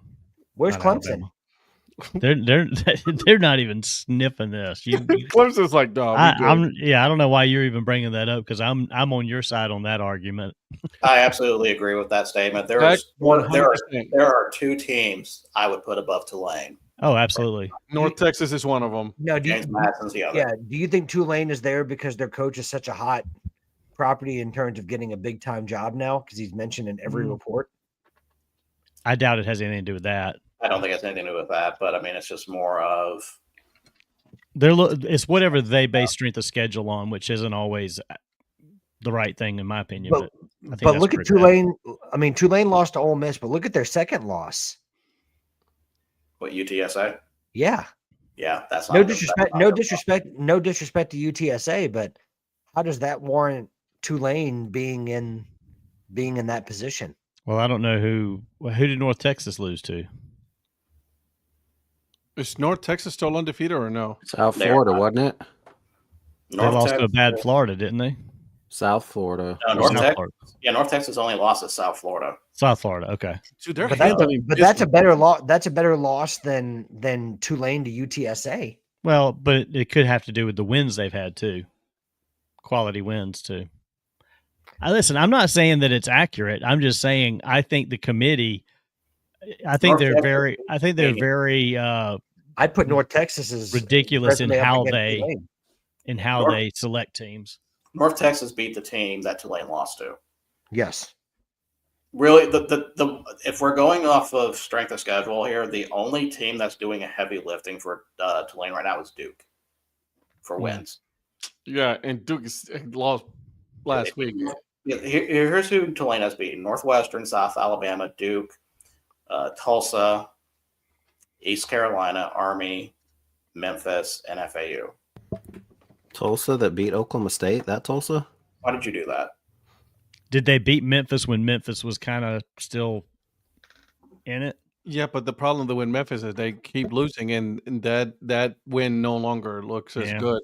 It was after the UAB loss, but they lost to UAB and then they beat South Florida. Memphis did, so they played 2 games afterwards. I'll say this too, because I think a lot of times when you have things like this, and I've said this in previous years with these early things, these early matchup things they like to put out there, they put teams in there now that they know will not be there later because they want to show movement. And if they put everything there that's like, okay, this is, and it pretty much stays the same, then their show is boring. So that just created not only our conversation, but it'll create conversation for another week. And then finally, eventually North Texas gets in there and it's like, oh, well, they should have been in there all along. Well, they structure this thing for some of these teams to be there, because I bet you right now Miami's not going to be there either. No, I think Miami's going to drop out eventually. Yeah, no, they're not a strong team. And I wouldn't even have them there right now. I would have Georgia Tech in that slot, to be honest with you. But they have to show movement in this thing or the show's boring every week. So I think sometimes that has a lot to do with it too, more so than just the actual, black and white on paper. I don't disagree with the top 4. I'll say that. I think this is the first time that in a while that we were like, nope, first 4 is pretty accurate. We're good there. I mean, I thought it should be Arsenal, Chelsea. Oh, never mind. Wrong sport. Wrong sport. Oh, Guatemala just scored against Suriname. Yeah, he's right. Beeson, you're right. That's why I think Georgia Tech's going to win it. Just saw that. So I think they just got Miami right now. And I was just going to look for it real quick here. Oh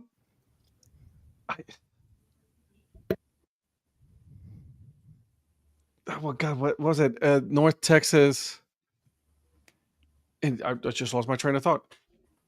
Well, North Texas is home to future Oklahoma State head coach Eric Morris. Here's hoping. Go Pokes. Here's hoping.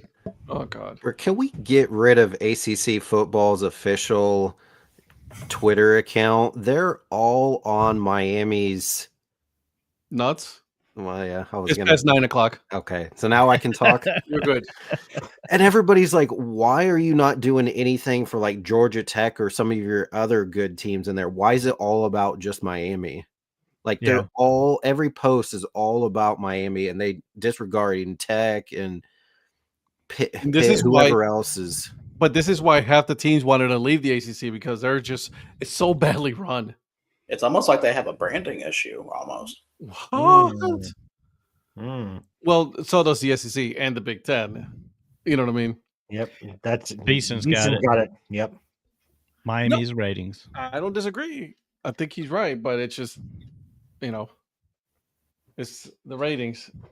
Mario Cristobal, I don't know what's going on with him, but he's the last couple of 2 years that he was at Oregon and now here in Miami, they have been very underwhelming for his clubs. I don't understand it. Well, they start out in a pretty good run, and then they just start kind of like running out of gas or something to the last third of the season and making bad decisions. I mean, just like last year on that play against Georgia Tech. I mean, he totally screwed their season last year, and that a bad call, no reason to even run the ball on Georgia Tech. Yeah, and screwed that up. And he's kind of doing the same thing again late in the season for this year. Not yet, Joe. I want to talk to that in a little bit. But, hey, Eric, let me ask you this, because I wanted to know from your perspective on Notre Dame. Do you think that they move up? Because right now they're 9th. No, at this point, because the only 2 games they have left are 3-7, Syracuse and 3-7 Stanford. Also, because the ACC can't stand Notre Dame, they put the game at 9:30 Central, 10:30 your guys' time, Saturday night, not this weekend, but next when they play Stanford in California. 9:30 at night, they put Notre Dame on because the ACC can't stand Notre Dame. But no, I think they'll stay where they're at unless there's some crazy upsets ahead of them. Yeah. But they don't have anything left that would warrant them. So I think they're going to be stuck kind of where they're at. Well, a lot of that goes back to what Ed said about the poorly run ACC. They brought in Notre Dame before COVID to be like, oh, well, we'll put you in all these other sports. And they're like, we're not doing football. Like, okay, that's fine. I think they thought that eventually Notre Dame would join the conference, and they're not. So it's like that girlfriend that used and abused you, and now you don't care. Hey, what's wrong with her? She's Notre Dame. That's what's wrong with her. There's nothing wrong with her. She's beautiful. Oh, okay. Does that mean they're in love? Does that mean they're in love? She's the Catholic girl that won't put out. That's what she is. Win the conference. Ooh. That's 9 o'clock. It's after 9 o'clock. But yeah, at this point now, I don't think they're much. It's a couple of things ahead of them. But yeah, at this point, no, I don't think it's just one of those things. Patrick's like talking about Catholic girls like that. I'm out. That's insulting to Catholicism. Lord. Sorry, Patrick. I was at a Catholic wedding this weekend, and the reception was absolutely wild. Phil goes like 6:30 Pacific. People on the West Coast, like night games too. We don't care about them. I feel like a changer. Oh God. I love this show. Absolutely love this show. Virgil's like, what is going on? Welcome back. Thank you. I appreciate wants to know why you disappeared. Oh, I know why you did. Some comments by Mr. Mayor, just like, holy moly. He probably went and prayed for me because that was a bad joke. Like, oh Jesus, here we go. Yeah, check your polo. You'll see a prayer in there. I bet. I didn't even think about that. You're about to get a full one, 30 minutes long. And a full confessional. Oh.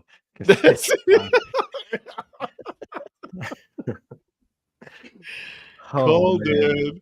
Cold Dad. Oh, look at Joe. Notre Dame means our lady doesn't. Oh, my word. Join a conference. She said good girls done, but I do. No, Donnie, we're not joining a conference. I know. You got your own money. You don't need anybody else. Oh, my word. All right, Virgil, bring us back in here. That's over. This is good. This is pure gold. I love this. While we were on baseball a while back, we do need to talk about the logo refresh, the new identity, and also a team coming back. Yeah. So we're going to start with the team coming back first because there's not really anything new. The Lowell Spinners are joining the Futures. Is it the Futures? I got that. Futures, yeah. Yeah, the Futures League. After being contracted from minor league baseball due to COVID or during 2020. I will say first, I'm shocked it took this long. I thought they'd be back sooner, but it is really nice to see baseball back in Lowell for sure. I kind of wish they would have had it on the MLB draft. I'm actually kind of liking the MLB draft league. I'm not going to lie. Yeah. I think they're more of a fit there, but I don't know if I think all those teams are pretty much New York teams.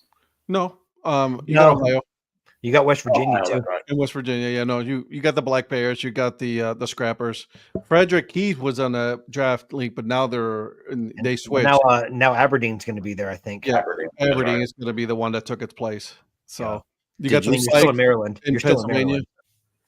Did you see the Lowell's brand refresh though? I don't care for the logo as much. I miss the Gator. Yeah, I thought the Gator should come back for sure. Kelly got me a logo ball with that on it. I got that. I got that hat. Somebody was selling it pretty cheap. The one with the gator on it, or the spinner. Do you have the one with the spool of in the bat? Okay. Yep. I got the Dad Hat. I bought it on Amazon. So, okay. Yeah, not Amazon. I didn't realize that. I didn't realize. I thought that was the same logo. I didn't realize that was a refresh. No, that's the last one. Logo. That one's the same logo. Yeah, that's what I thought. Yeah, but they do have a new logo. They do have a logo with the spool of yarn that's become anthropomorphic. Well, that spool was there before, though. That was their last one before they left. They had that logo, the spinners. But specify which logo you mean. The spool. Yeah, the spool with the bat they did have, but then there's one that's also a new character that has the That's spool what I was referencing. Yeah. So that one is new. Yeah, and Eric's right. That one is new. So let me ask this question then. Yeah. So Virgil, you said you were shocked that it took so long for them to come back. A lot of them went to different leagues, summer collegiate, whatever the case may be. Are there any others you could see that you think may eventually come back then that didn't have anything like Lowell didn't for like 5 years? Or any others out there that might Bakersfield or see, like Bakersfield was one I thought about, but I know with the expansion of the Pioneer going to California now from Modesto and all that, I can kind of see that one. But they need That's what I was thinking. Aren't they investing in soccer in Bakersfield too? Probably. I thought that they were kind of turning all that into a soccer venue out there. Yeah, it no longer fits baseball because, like, I mean, they had to do. I can't remember which podcast. I think it was on Paul's that like they had to pause for a little while for the sun to actually fully go down because of the way that the field was played. So it's like if they're gonna have to come back, it'll probably be independent ball, and they need a new ballpark. Did Lancaster ever come back in any capacity? No. Mm-mm. So and maybe that's what I'm thinking of that had soccer instead of Bakersfield. That may be what I'm thinking. Yeah, there's really not a lot of teams anymore that don't have that lost a minor league affiliate that doesn't have a replacement anymore. Lowell was kind of there's a few of them out there. The whole Florida League, Brevard County. Yeah, Brevard County, the Manatees, they were gone before the cuts. The Coquis. Bring back Port Charlotte. Fire Frogs. Port Charlotte would be one that does not have one yet. Yeah. The Fire Frogs. The Stone Crabs for Port Charlotte. Oh, I know. I remember the Port Charlotte one. A lot of free hats. Yay! I got one. Thanks, Eric. And then wasn't there High Desert Mavericks at some point? I forgot what that team what. I know they were not there anymore. No, they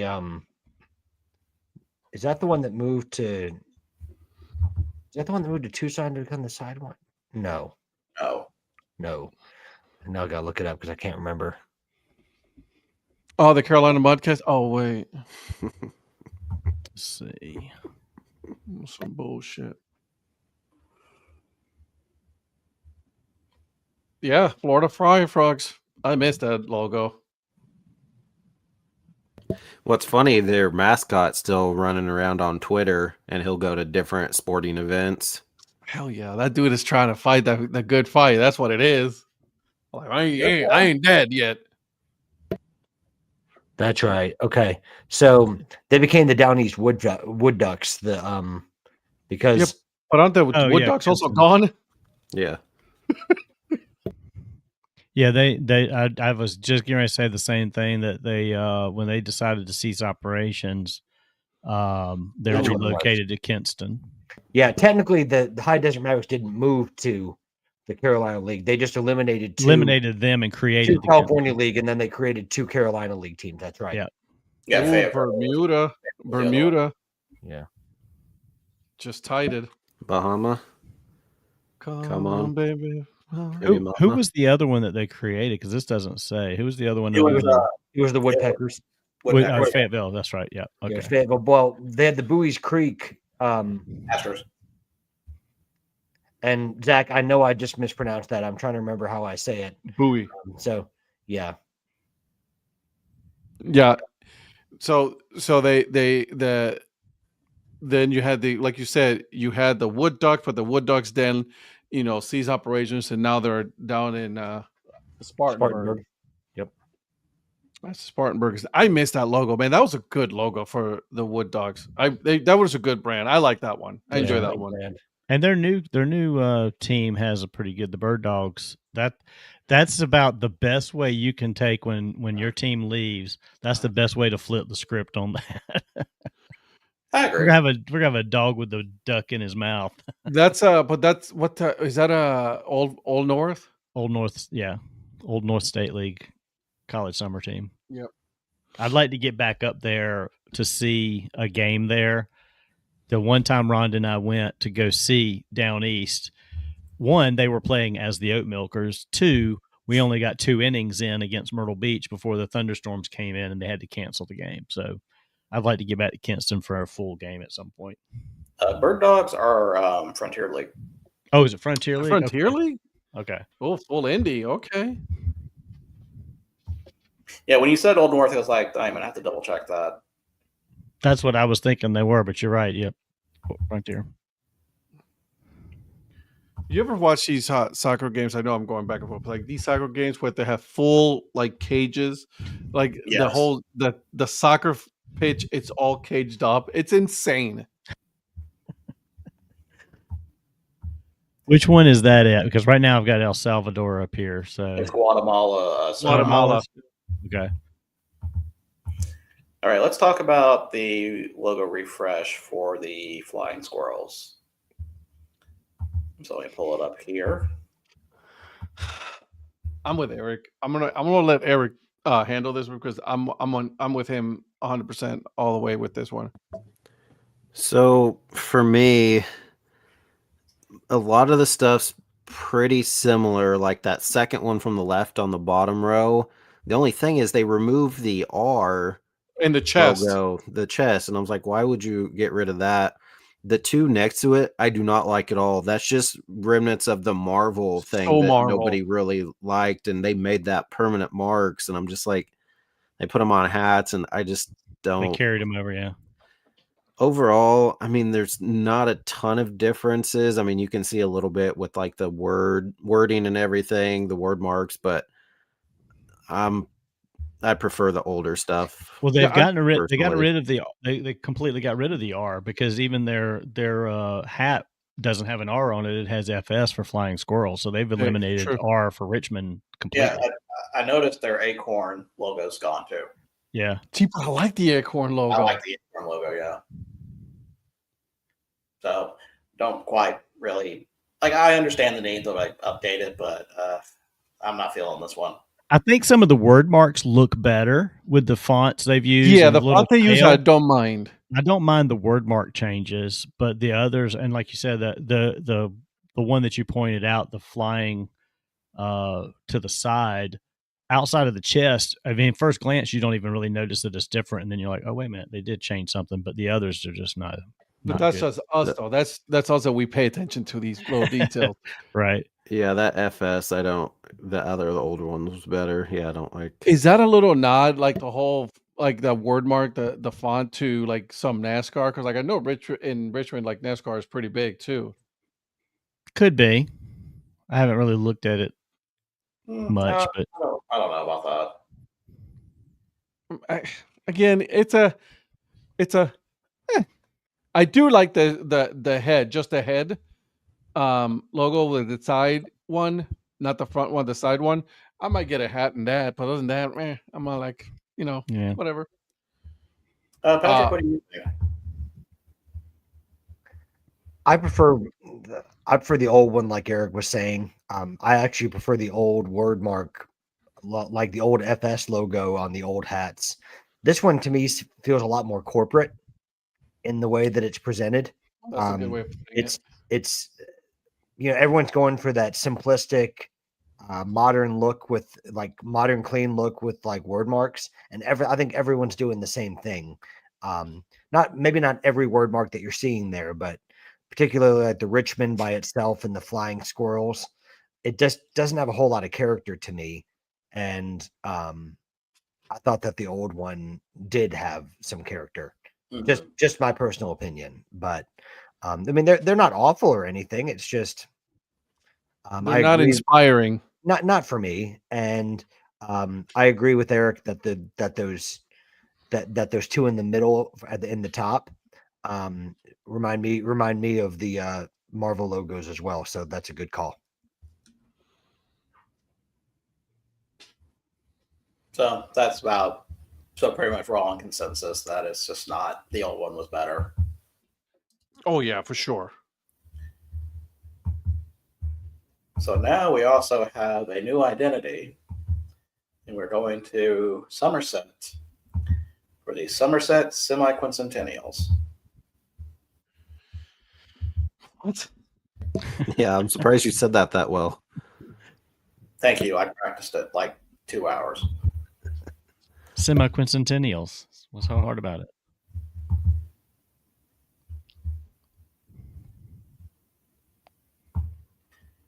So I did scroll down a little bit here to give a little more information about. So of course it's about the 250th birthday of the USA. Here are some logo designs here with all their different, all the different items involved with it. I don't really care for it. Listen, the York Revolution call. They wanted their logo. Their logo back. Yeah, I kind of feel like. I don't know. I feel like Somerset probably shouldn't have touched this one because this kind of encapsulates a lot. Like, I feel like other teams could have had semi-quincentennial style jerseys instead of just taking the name. That jersey looks to me like a Toledo Mud Hens jersey. Well, and Toledo already has that feather too. Exactly. And so I don't mind the pen logo. That's actually the feather pen. That's actually not bad. If it's by itself, I kind of want to see that just by itself on a hat. I think that'd be kind of cool to see. I don't mind this logo. I mean, I'm not trying to say it to make fun of it. I just think that that York Revolution logo looks quite a bit like this. Yeah. I mean, I get that there's only so many ways that you can make a bird look different. I mean, I know Dan Simon's talked a lot about how difficult it is to do a bird logo because you don't want to copy anybody else's because, so I understand it's not just as simple as I want it to be different, but even the way it's presented, like even like the outlines of it remind me a lot of the way they do, maybe the profile is different, but it reminds me of the York Revolution logo. Oh my God! What's the other one that came back with has the penny and Lincoln? It's in Indiana. The Lucky Horseshoe. Lucky Horseshoe. Yeah. Yep. Same kind of situation. I'm wondering if Lucky Horseshoes do anything next year now about the elimination of the penny. Ooh. That would be a good promotion. That would be. I'd be curious what they come up with, if anything. Yeah. They're going to play us You're right. $50.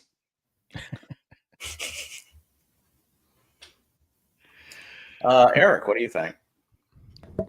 Yeah, I'm with that. I'm just, it's nothing. Can't say the name. That logo's just.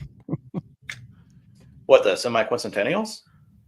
Exactly. Don't really care for it, bro. I'm sorry. The quill pin. That's about the best one of anything. I'm just. Yep. Nah.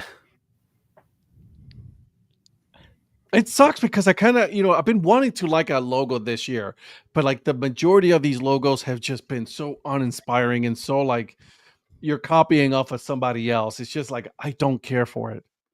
Well, a lot of there's been so many in the last 5 years. That's also true. Yeah. You're right.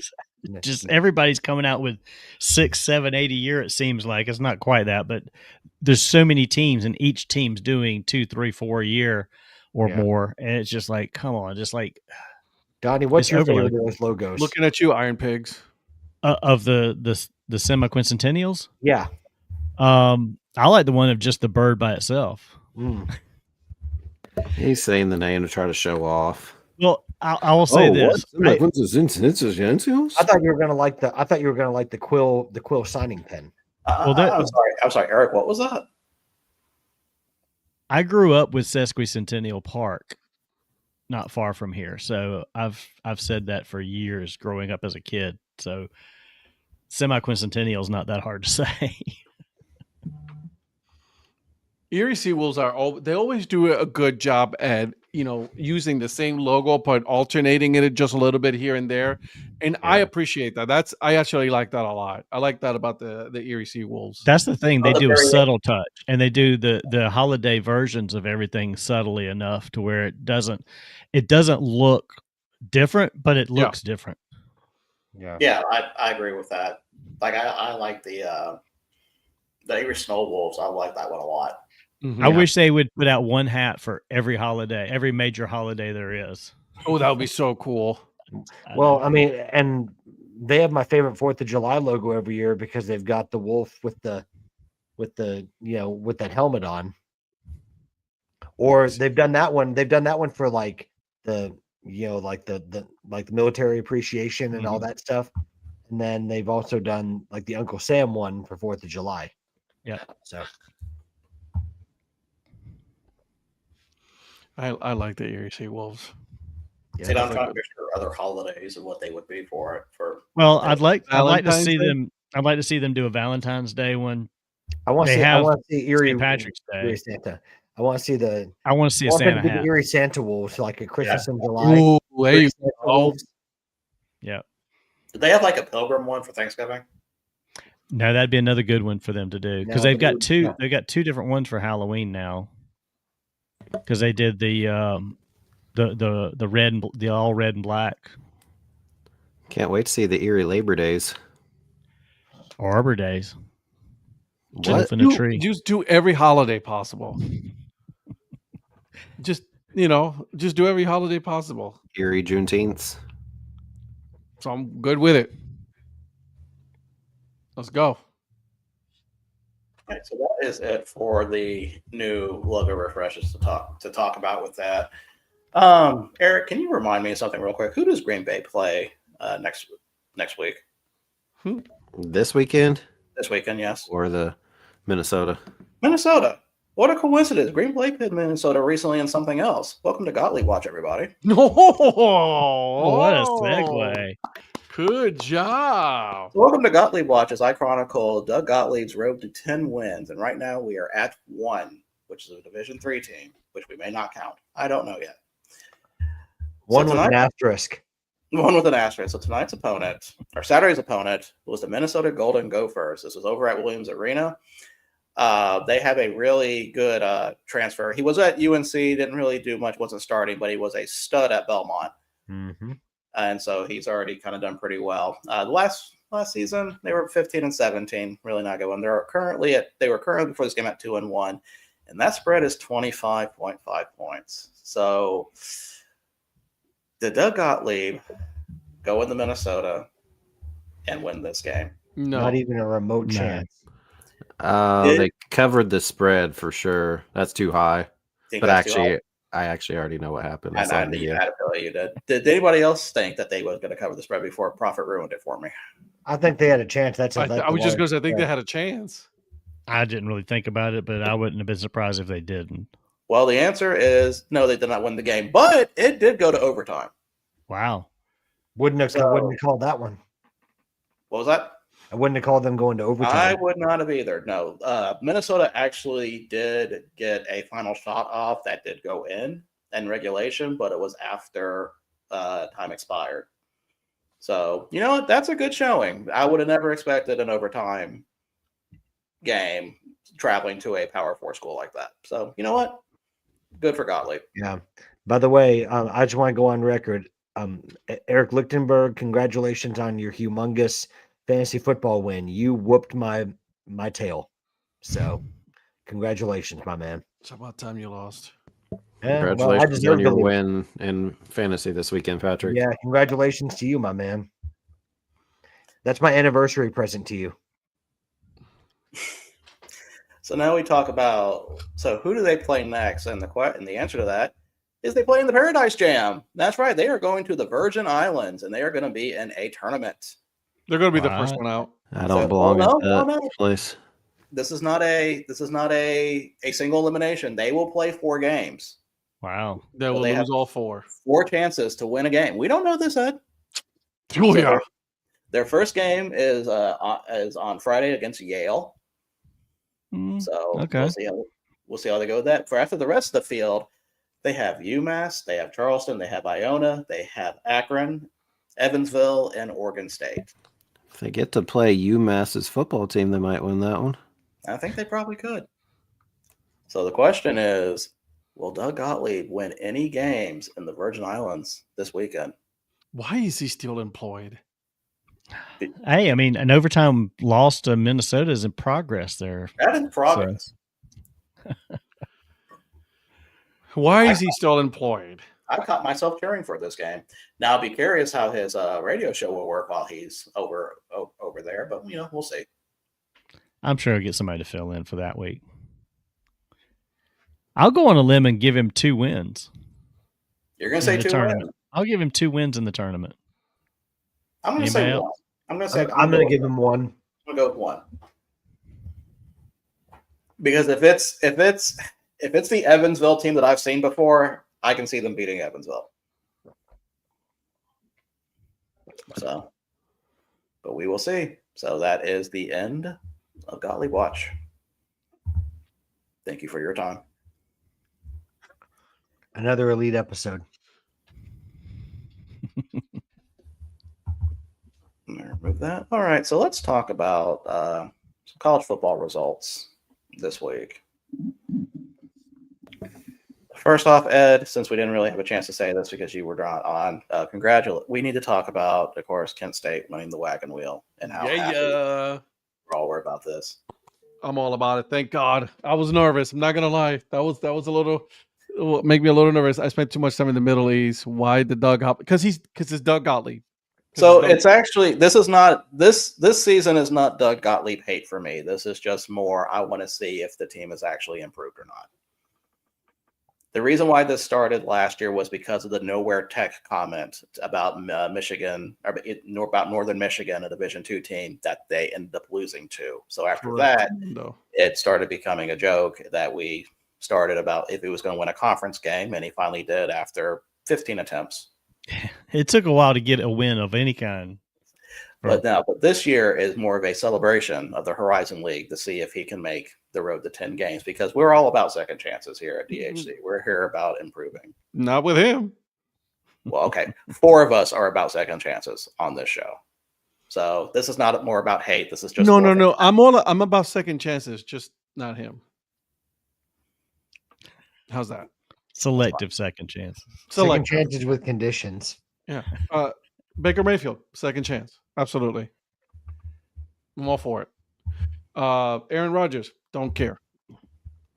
See, the selective. It's a give and take. It's a give and take. Don't be mad because I'm right. Okay. So back to what I was saying. Kent State wins the wagon wheel. I'm excited for that.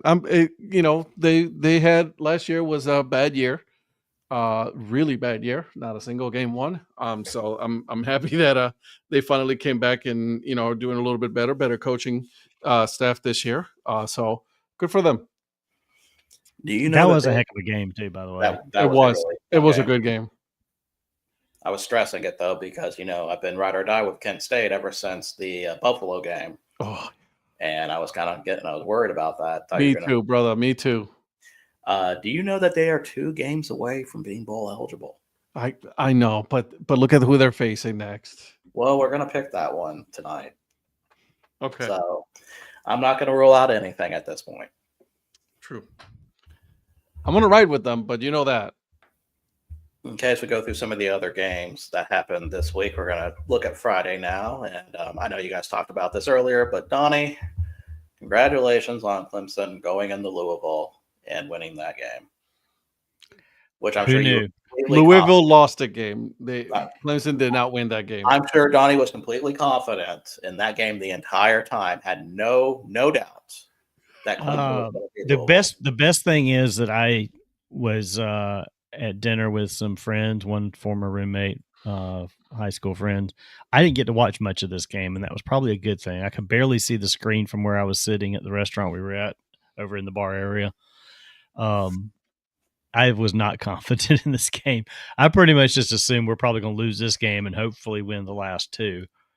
But as Ed said, and I said yesterday morning on Breakfast Takes, Louisville lost this game. They absolutely lost this game. They missed the extra point, and two different kickers missed a field goal. They were like, first guy missed a field goal. Second time, they're like, we're going to go with our kicker that's a stronger kicker that can kick it further. And all he did was kick it further left. Say it louder for the people in the back. No, don't. I think what that happened? Once is enough. Once is enough. I didn't catch that. What happened? Their kicking game let them down. Exactly. Get rid of the kicking game. Thank you, Ed. I agree. Oh my God! No, you don't want to get rid of it because this is how you win games when the other team can't kick. No.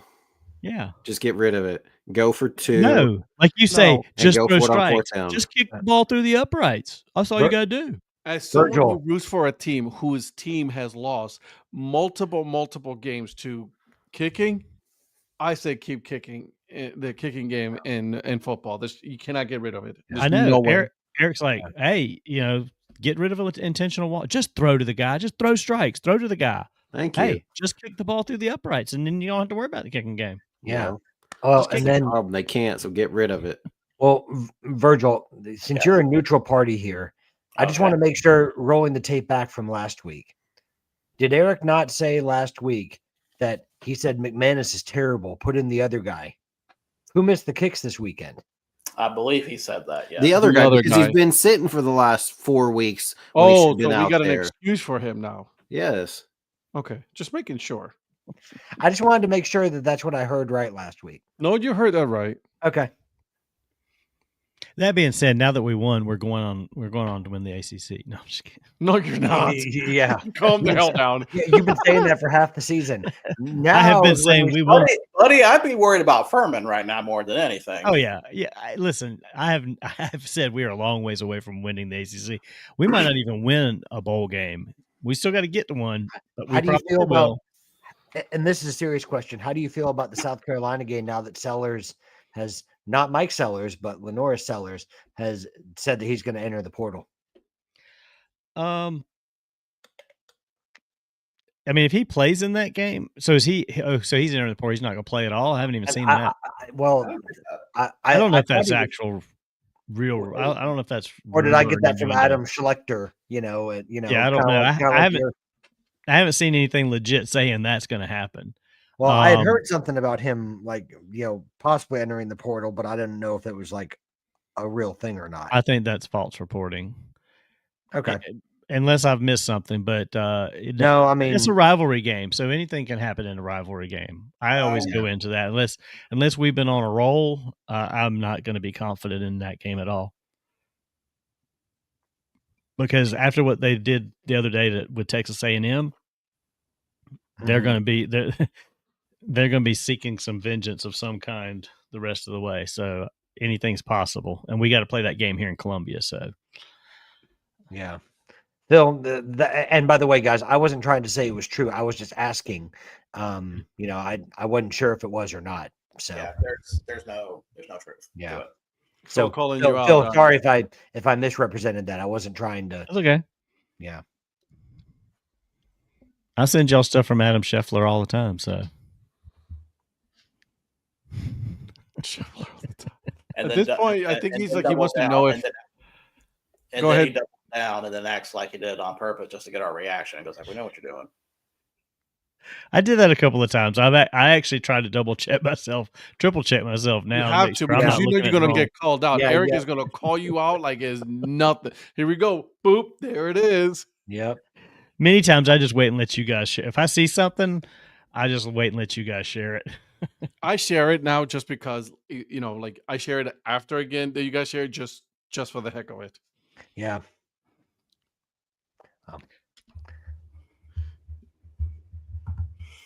Apologies to our viewers, by the way. Well, speaking of South Carolina, what do you guys make of the Texas A&M South Carolina game? That was bad. Because, man, that was and sorry, Phil, a complete collapse by South Carolina. Complete ass whooping. That was thinking you've won the game after a half.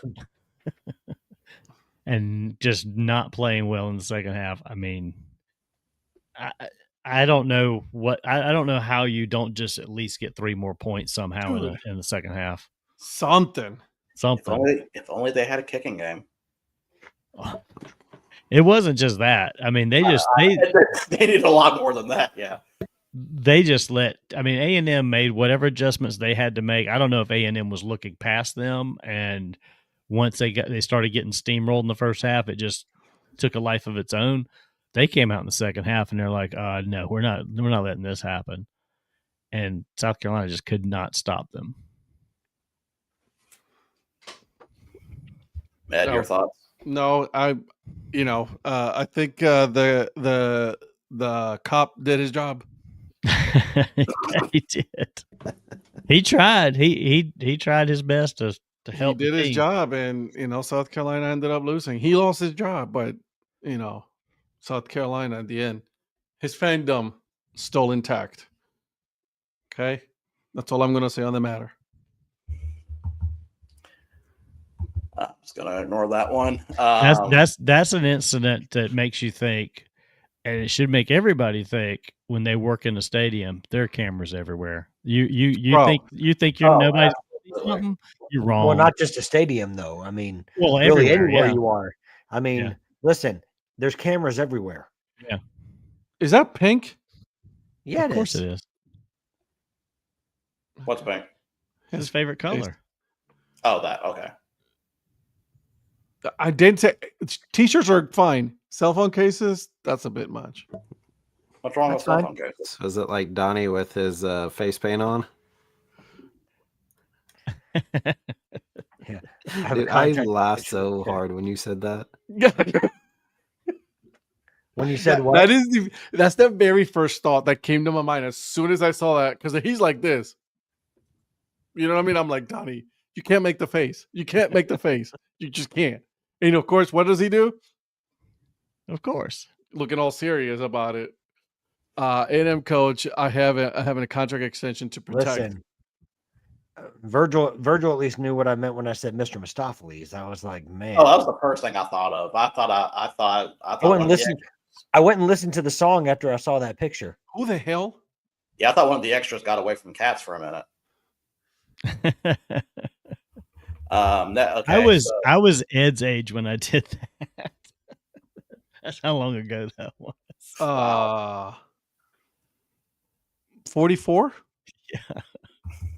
No way. Yeah, that was like almost 13 years ago. Panama scored another one. Yep. Yeah, Suriname's pretty much done. I mean, they'll get the second place. They'll probably get the second place. Are they going to get into a playoff though? Oh, no. Actually, I do not know, because they're tied with Honduras on goal differential. Yeah, Honduras hasn't scored a goal yet either. No, I'll be curious what happens. We'll have to see what the tiebreakers on that one is. Next game to talk about: Oklahoma goes into Tuscaloosa and beats Alabama 23-21. So I remember something I need to say about this game real quick, because I was at a brewery with a friend, one of the sensible Alabama fans that I know, talking about this game, and he was nervous about this game because he's saying Alabama is pretty much all passing. If you find a way to curtail that or shut that down, that running game's not going to save them. And that is pretty much what it came down to. That's outstanding. Oh no. No, Donnie has to wear that face mask, the face paint, all day in public when he has to go work. When he has to I want him to be putting in like conduit and stuff like that, or splicing. It's like, how can I help you? Y'all think I wouldn't do it? I know you would. We know you would. That's the problem. Okay. I just need to find somebody to paint it. Who does it normally? Oh, normally. He has someone on retainer. There is no normally. I don't know who that girl was. Who's your regular person that does He it? has someone on retainer. Well, celebrities do. They always. If I could convince Mrs. Mayer to do it, and I'd have to go get the paint on Sunday. What about Mike Gorell? Bro, there is a fight happening in Honduras, Costa Rica right now. I'm watching the golazo. They just went there because they were looking at. I was looking at the Jamaica Curacao one. Is that game in Saprissa? I actually don't think it's in Saprissa. I don't know where it's I'm at. sorry, what? Oh, somebody just hit the referee. I say, is that game playing? Is that game? Referee is fighting. Saprissa? No, it's not. It's or not is that a coach? Is that a coach or referee? Oh, I don't know. I can't tell. I thought that was a referee. Yeah, because he had the red card in his hand, and they were pushing him and shoving him, and he was shoving back. Yeah, well. Oh, dude, that you should not be kicking the goalkeeper like that, man. Come on now. Oh, a straight red. Dang. Oh, that's what it was. He kicked him right in the head. Oh, and they're checking for a possible penalty. And he didn't hit him in the head. No, he didn't hit him in the head, but it was still. He played like he did. He kicked a down goalie. You can't. He was trying to. Yeah. Oh yeah, he is gone. Yeah, the goalie's really like selling it. I'll tell you that. Goalie's selling the hell out of that because he kicked him in the armpit and he's holding Virgil, his head. Is it like a WWE style drop kick or what? No, it was just he was on the ground and he was kind of just had He just kept running through. He kind of ran through. He didn't really kick that hard actually, and he kicked him under the armpit. If we can't get Eric on Monday, we're bringing the Monday to Eric. Oh, that's another straight red. That's two. It's like watching Chelsea play. Who got kicked out now? Oh, I think one for each team. Well, I heard that. Rica just gone. Don't worry, Prophet. We'll go back to the sports you like. Just big moment. Was Robert Sanchez out there or what? No, Robert Sanchez was not out there. The goalie's still laying on the ground, selling the hell out of it. Too. He's up now. He's up now. Shoot, we're so cool. Our coach gets red cards. Jesus. Enzo Maresca. I'm going to need that game to go final. Are they going to abandon the game at this point? No, they're not going to abandon it. No. I've seen worse fights in Central American football. And those. This is tame. I mean, they added 6 minutes already, and then they're wasting all this time, so they'll probably add a couple more minutes. Virgil, do we need to bring in John Bradshaw Layfield for a clothesline from you know where? May need to. Hey, Prophet, while we're watching this, talk about Notre Dame Pitt. So it was a quick start for Notre Dame that had Jeremiah Love. I love how you added a smile to his face because he goes, "Oh, good, I get to talk about my team." I always have to look out for. I have to look out for everybody here, so I got to make them happy too. Well, before I get going, hey Virgil, did Notre Dame cover the spread? Well, it wasn't a spread game, so I actually didn't keep track of that. Yes, they did. It was a 12-point game. They won by 22. But what did the best running back in the country do? He ran up the middle, was about to get hit, and did a spin move, ran right around the dude. And then another guy had a good angle, and he just outran him. And then immediately followed that up with a pick six by Tay Johnson. So quick 14-0 game. And then beyond that, CJ Carr didn't look great, had pick six. But what was interesting about that pick six is Notre Dame, when Pitt went for two on that, after they scored that pick six, Notre Dame picked it off in the end zone and went back 105 yards for the 2 points. So it was a kind of swing going from getting a pick six to missing out on 2 points, and Notre Dame got the 2 points there and pretty much coasted, because then it should have been like a 32-9 game, but then, or whatever, 34-9, whatever the final Notre Dame score was. But Pitt called a timeout and then scored with 6 seconds left against the 27th string defense. Yeah, what's unusual about that game is Notre Dame won despite 84 yards in penalties and 2 turnovers. That doesn't normally happen. And then they won because of winning the game, not because of the kicking game. Yeah. Because our field goal kicker missed. Yeah, right. And Eric, what about the What about that much vaunted Pittsburgh rushing attack? How did they do? Yeah, they're the best running back on the field plays for Pittsburgh. Dude had 12 yards rushing. Virgil, are you watching this? My grandma had 12 yards less rushing than that dude did. Wait, best guy in America, best running back, had 147 yards. Is that Grandma adjacent to Prophet or Grandma Prophet? Well, Grandma Prophet's dead, so I mean, it could have been her. If they give Jamaica, they waved it off. There's no penalty. They waved it off. Good. I'm delayed then. Okay, good. They waved it off. Yeah, he just waved it off on my screen. Who got a yellow? Bench player for Curacao. Jesus.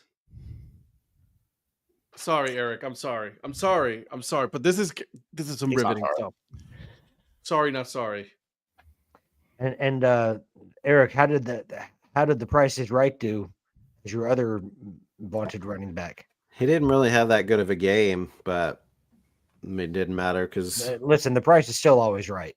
8 carries, 21 yards. He still gets touchdowns though, even when he doesn't have a huge. I don't know if he got one. I don't know if he got one. No touchdown. Well, and Eric, was that the first? That was the first time Notre Dame's beaten a top 10 opponent on the road since what, 2018? Is that right? Top 10. What? Sorry, top 20 or whatever 25? It was. There was some type of thing. A top 25 opponent on the road or something like that. That doesn't sound right. I saw something on somewhere. I don't know. Just making things up. No. His whole argument is just dead. I mean, that running back didn't score a touchdown. He didn't have any yards. They didn't. I mean, man, go count your cash, man. Oh, I'm trying to see. Well, they beat 20th ranked USC earlier this year. They it's a second win against a top 25 team this year. Okay, sorry.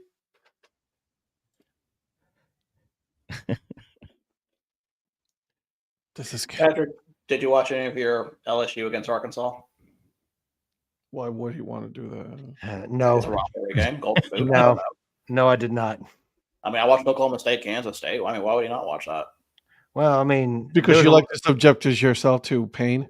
Well, no, because I mean, you had a lot. You had a lot riding on that game. So I mean, and there was something specific you said you wanted to see in that game. I can't remember what it was. Oklahoma State or something. Who? Me? Virgil. When we asked the last week about why you were going to watch that game, and you're like, well, one, you always watch them play, but I thought there was another specific reason or somebody specific you were looking to watch. Oh, if Haas Haney was going to come back or there not. You go. Not come back. Yeah. Okay. I knew there was a specific player or some situation you were looking for. Did they just get the goal? No, that just went final. But it's not over yet because Costa Rica, Honduras has to go final first. Wow.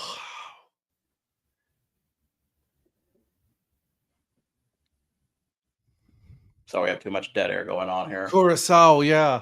I was going to say, why is Curacao celebrating? It's 0-0. It was Haiti that was celebrating. It was Haiti. Oh, I'm sorry. Okay. Wrong game. That's okay. My bad. So Haiti just went final. Okay. Oh yeah, this is Curacao now. Back Curacao, Jamaica. Oh, there's some good games. There's some good games, boys. I was about to say, what happened that had stoppage time at 5 minutes, and now they're still at 10. Something is up. They're off. It has to be a different games then. So no, I know there was the red card appeal, so it could have been that. Oof, man. Well, there was some, like Donnie said, there was a lot of extra minutes that must have been added because of all of that delay. So right.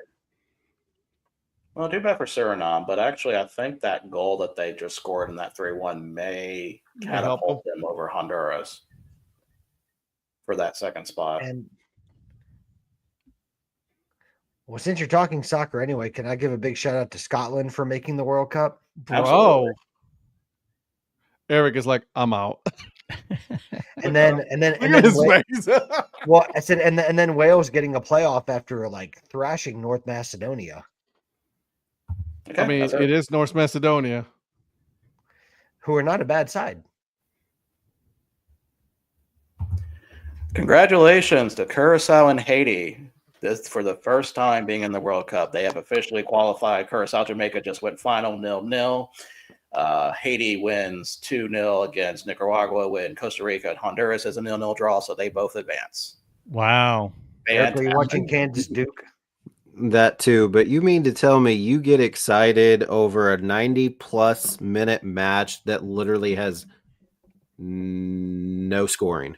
Yes. How's that exciting? I watch Oklahoma State football. They score at least. Did they? They scored 6 points. There was that's more than 0. I'll have to say this, Eric. I did not watch soccer for a lot of years because of that very sentiment. But the more I have watched these matches, and I'll back up and say this too. Watching more hockey has helped me appreciate soccer more because it's constant motion, regardless of whether they're scoring or not. There's always the possibility, there's the excitement, even if they don't score. I mean, this game ended 0-0, 0-0. And it's still an exciting game. An exciting game. Wait, hold on. Is Jamaica out now completely? Yeah. Second place. Oh man. Jamaica's not out. Oh, second. Oh, okay. So Steve McLaren keeps his job? I would think he would keep his job for the playoff, yeah. If you give me U.S. women in the World Cup, then I'll watch that, but that's about it. Well, that's what this is for us. Yeah, I mean, listen, I'm sorry, but World Cup qualifiers, CONCACAF, all of this, it's actually exciting stuff. This is like watching a lot of these FCS. This is like watching some FCS schools qualify for the college football playoff. Okay, so that's why you've lost me.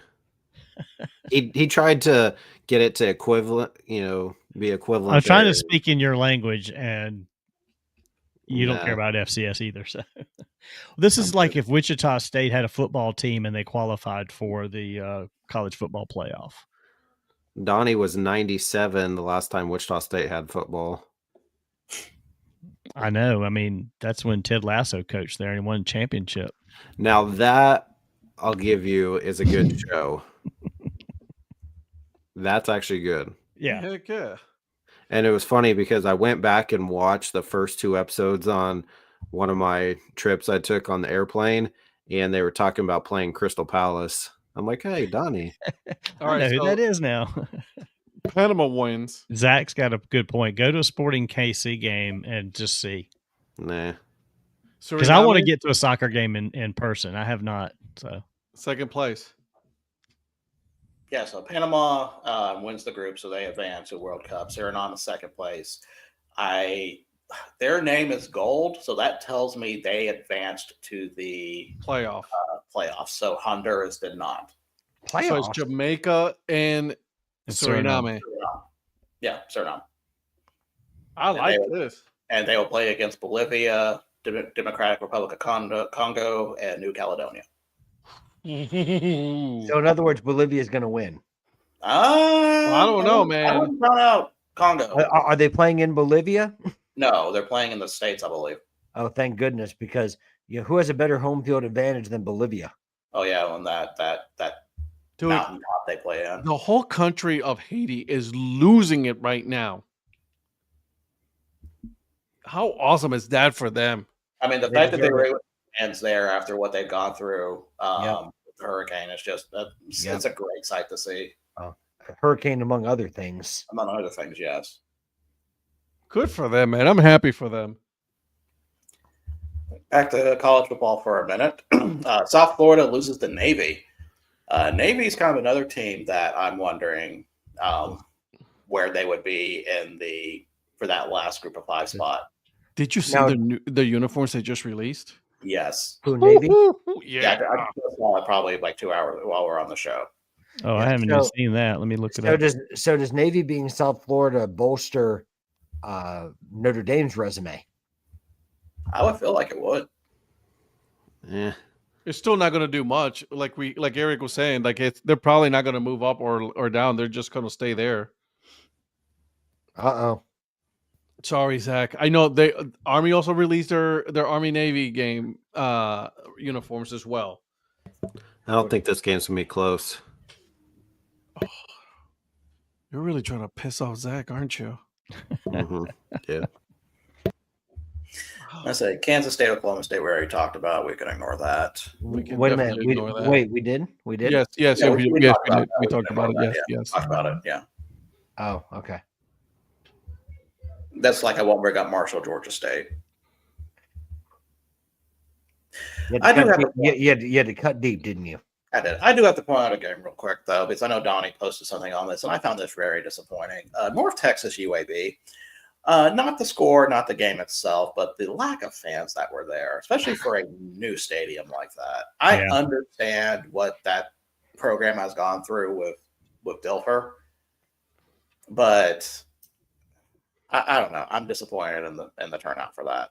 Well, at the fact that Trent Dilfer has done some major damage to that program, so you would think that people would turn out now that he's gone for the fact that he's gone, Unless and try to support the players. Unless you're thinking North Texas and they just didn't want to show up. I would have gone to see North Texas play. I would have gone to see North Texas play. I 100% agree. You guys got to understand that we, the five of us, are in a separate, definitely like different group than a lot of the sporting fans. Like, we really are fanatical when it comes to sports. Some of these guys were like, well, I'm not going to waste my time on that. Okay, North Texas, who cares? Well, I mean, like, Prophet's not, because he doesn't. When you say FCS, he like. I've wanted to. You guys talked about I should have gone down to the Navy North Texas game. I should have. That would have been a good one to go to. I agree. It's easy to go. Just hop on 35 and head straight south, and I'll run right into the stadium. Yeah, that would have been. That would have been a cool game to see. And shout out to Navy. I mean, they're doing the thing. I know, Zach, I'm sorry. We're talking Navy, but North Texas needs baseball, because I would go watch a game down there in Denton if they had baseball. Yeah, Tulsa needs baseball too. I'm definitely ready for some Campbell baseball for sure this year. I'm going to try to schedule some of my visits. Okay. Listen, I think I need to provide the reminder that Zach always provides to us that there technically is baseball going on right now. Oh yeah, he posted something earlier today about the United baseball, and I started following. I was like, oh wait a minute, that's playing, and apparently the time they had, I was like, 7:00. I'll watch some of that before the show starts. When does Australian baseball start up? It was 7:00 at whatever Greenwich Mean Time, so it had already happened earlier today. Okay. What about the Australian Baseball League? When do they start? See, there's some issues with that league. There's some teams that left. Really? I don't know. Yeah. What happened? Who left? Several teams are not playing this year. Really? Okay. I can't remember off the top of my head because I didn't. I'm looking right now. I'm behind on the news. I didn't have it in front of me here, but I'm behind on the news. I know there was a team. You only have Brisbane. You only have Perth. You only have Sydney and Adelaide. Ooh, Bro, okay. Just take those guys and put them in the American Conference. Let them play. There was supposed to be, I think, a South Korean team that was going to play. There was league. a South Korean team, but they bowed out. They went back out. Okay. Yep. So there's only 4 teams in the league right now. So, okay. There was some big stuff like going on like with it, as far as like there were some funding issues, and there were like, some teams were like had to pay way more, and then their facilities weren't up to par. It was a whole big issue with the Australian league. It's a MLB partner league too, which is kind of interesting, Yeah.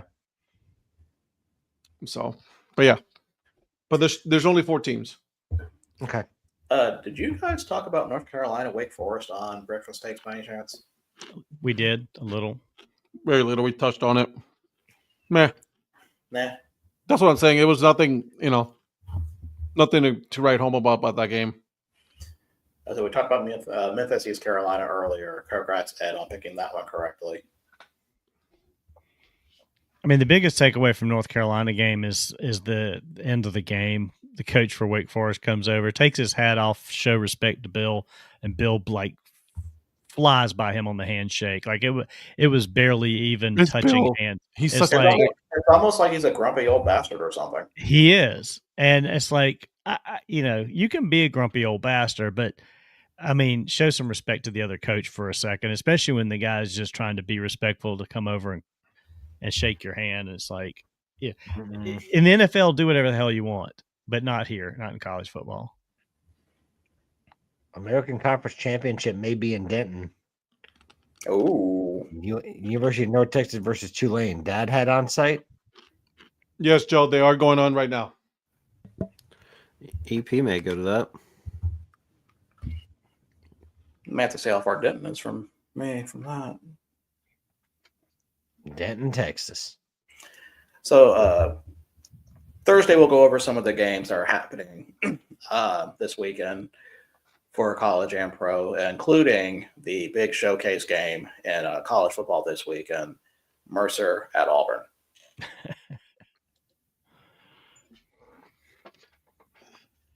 That's going to be a good one. Mercer, let's go, Mercer. Will not be good. It will be terrible. It will horrible. Yeah. It'll be You know what? I didn't realize who the acting head coach of the Auburn Tigers was. Oh, DJ Durkin. DJ Durkin. Yeah. Wow. I did not realize that until I saw him in a press conference, and I was like, okay. How about some Akron Bowling Green going on right now and some Tuesday night action? No one cares about Akron. But I do care about Bowling Green. That is true. 19-13 with 6:41 to go. Who's winning? Akron. Akron's up 19-13. All right. Ohio and UMass is also going on right now. Same amount of time left.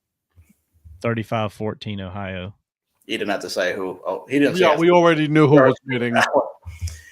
All right. So we've got 2 games to pick tonight. Okay. We got a Wednesday college game and a Thursday NFL game. So really quick, yes, Joe. Latin Americans, the winter leagues are going on right now. Puerto Rico's winter league is going. Dominican as well. So Mexico, yeah. So definitely. And if Zach is still around, he'll tell you where you can find those leagues and watch them. Mostly YouTube. A lot of them on YouTube. Yeah. Yep. Yeah. So our first game is a MAC game. Central Michigan at Kent State. Central Michigan's 8.5-point favorite, over under 50.5. Central Michigan at 72.3%. Mate, I'm flying with my Kent State Golden Flashes, baby. I'm right behind you on that.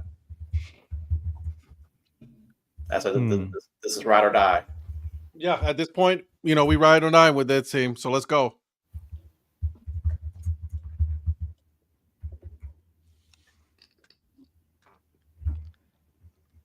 Patrick. Give me Kent State. I love those Golden Flashes. Let's go. Donnie.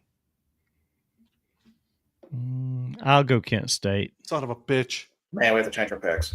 Never mind. Can I get Central Michigan instead? It's already in there. Can't change it. I got it. Eric. C-Mish. Oh, thank God. Oh. Thank God. Congratulations on your win this week in picks, Eric. Yep. Next game we have is Bills at Texans. Bills are a 6-point favorite, over under 43.5. Over under 43.5, and Buffalo's only at 51.9% in the predictor. Still This getting is in sure Houston. let down. This is in Houston. This is in Houston. They're for sure going to have a letdown after that big high-scoring game. Mm-hmm. But is it enough for them to lose?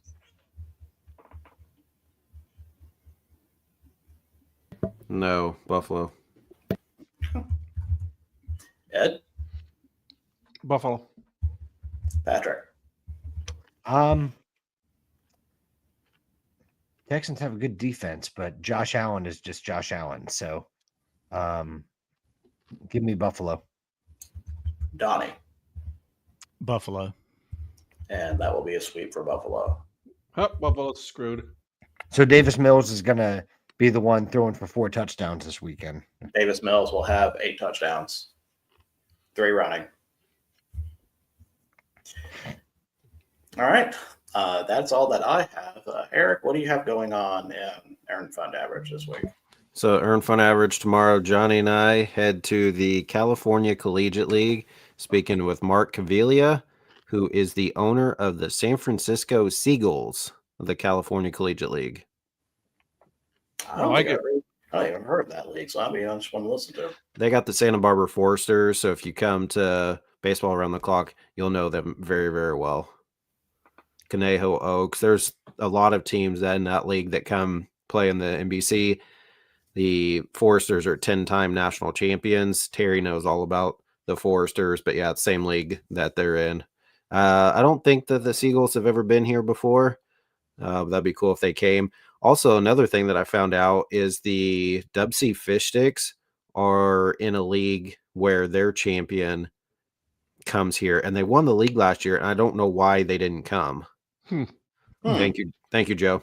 I don't know, because they were still playing when like the Seattle Blackfins and the Seattle Studs came. Yeah. They came to Wichita for the NBC tournament, but that league was still playing, and Seattle, the Fish Sticks, Dubsea Fish Sticks won the league this year. I don't know why, like how they determine, I guess, who comes. The Studs are, they're always here every year. They've won a lot of championships. The Blackfins have been here quite a bit, but that'd be cool to see like the Fish Sticks come here. But yeah, that's a different league. Should have been the Seal Slingers. True. We're never going to let that one go. No, cannot. So, absolutely not. All right, Ed, I'll let you take over your show again. Thank you. Appreciate that.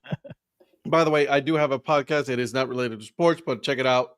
It is called Podcast Foundry. You can find it on all of your actually wherever you listen to your podcast. So check it out. It's on starting a content and podcast from scratch. So check it out. Let me know what you think. Put it in the comments. Give me your honest opinion. It's pretty cool. Also, it's on the my YouTube Ed Rivera channel. So just got to plug that in. And we will see you guys on Thursday. We will make our picks. Hopefully all of us are here. Eric may talk about kicking again. We don't know. Possibly. It's a good possibility. We'll put it on the 50-50 chance. And then at 8 p.m. Eastern time, make sure you follow each and every single one of these knuckleheads. You guys have a wonderful rest of your night.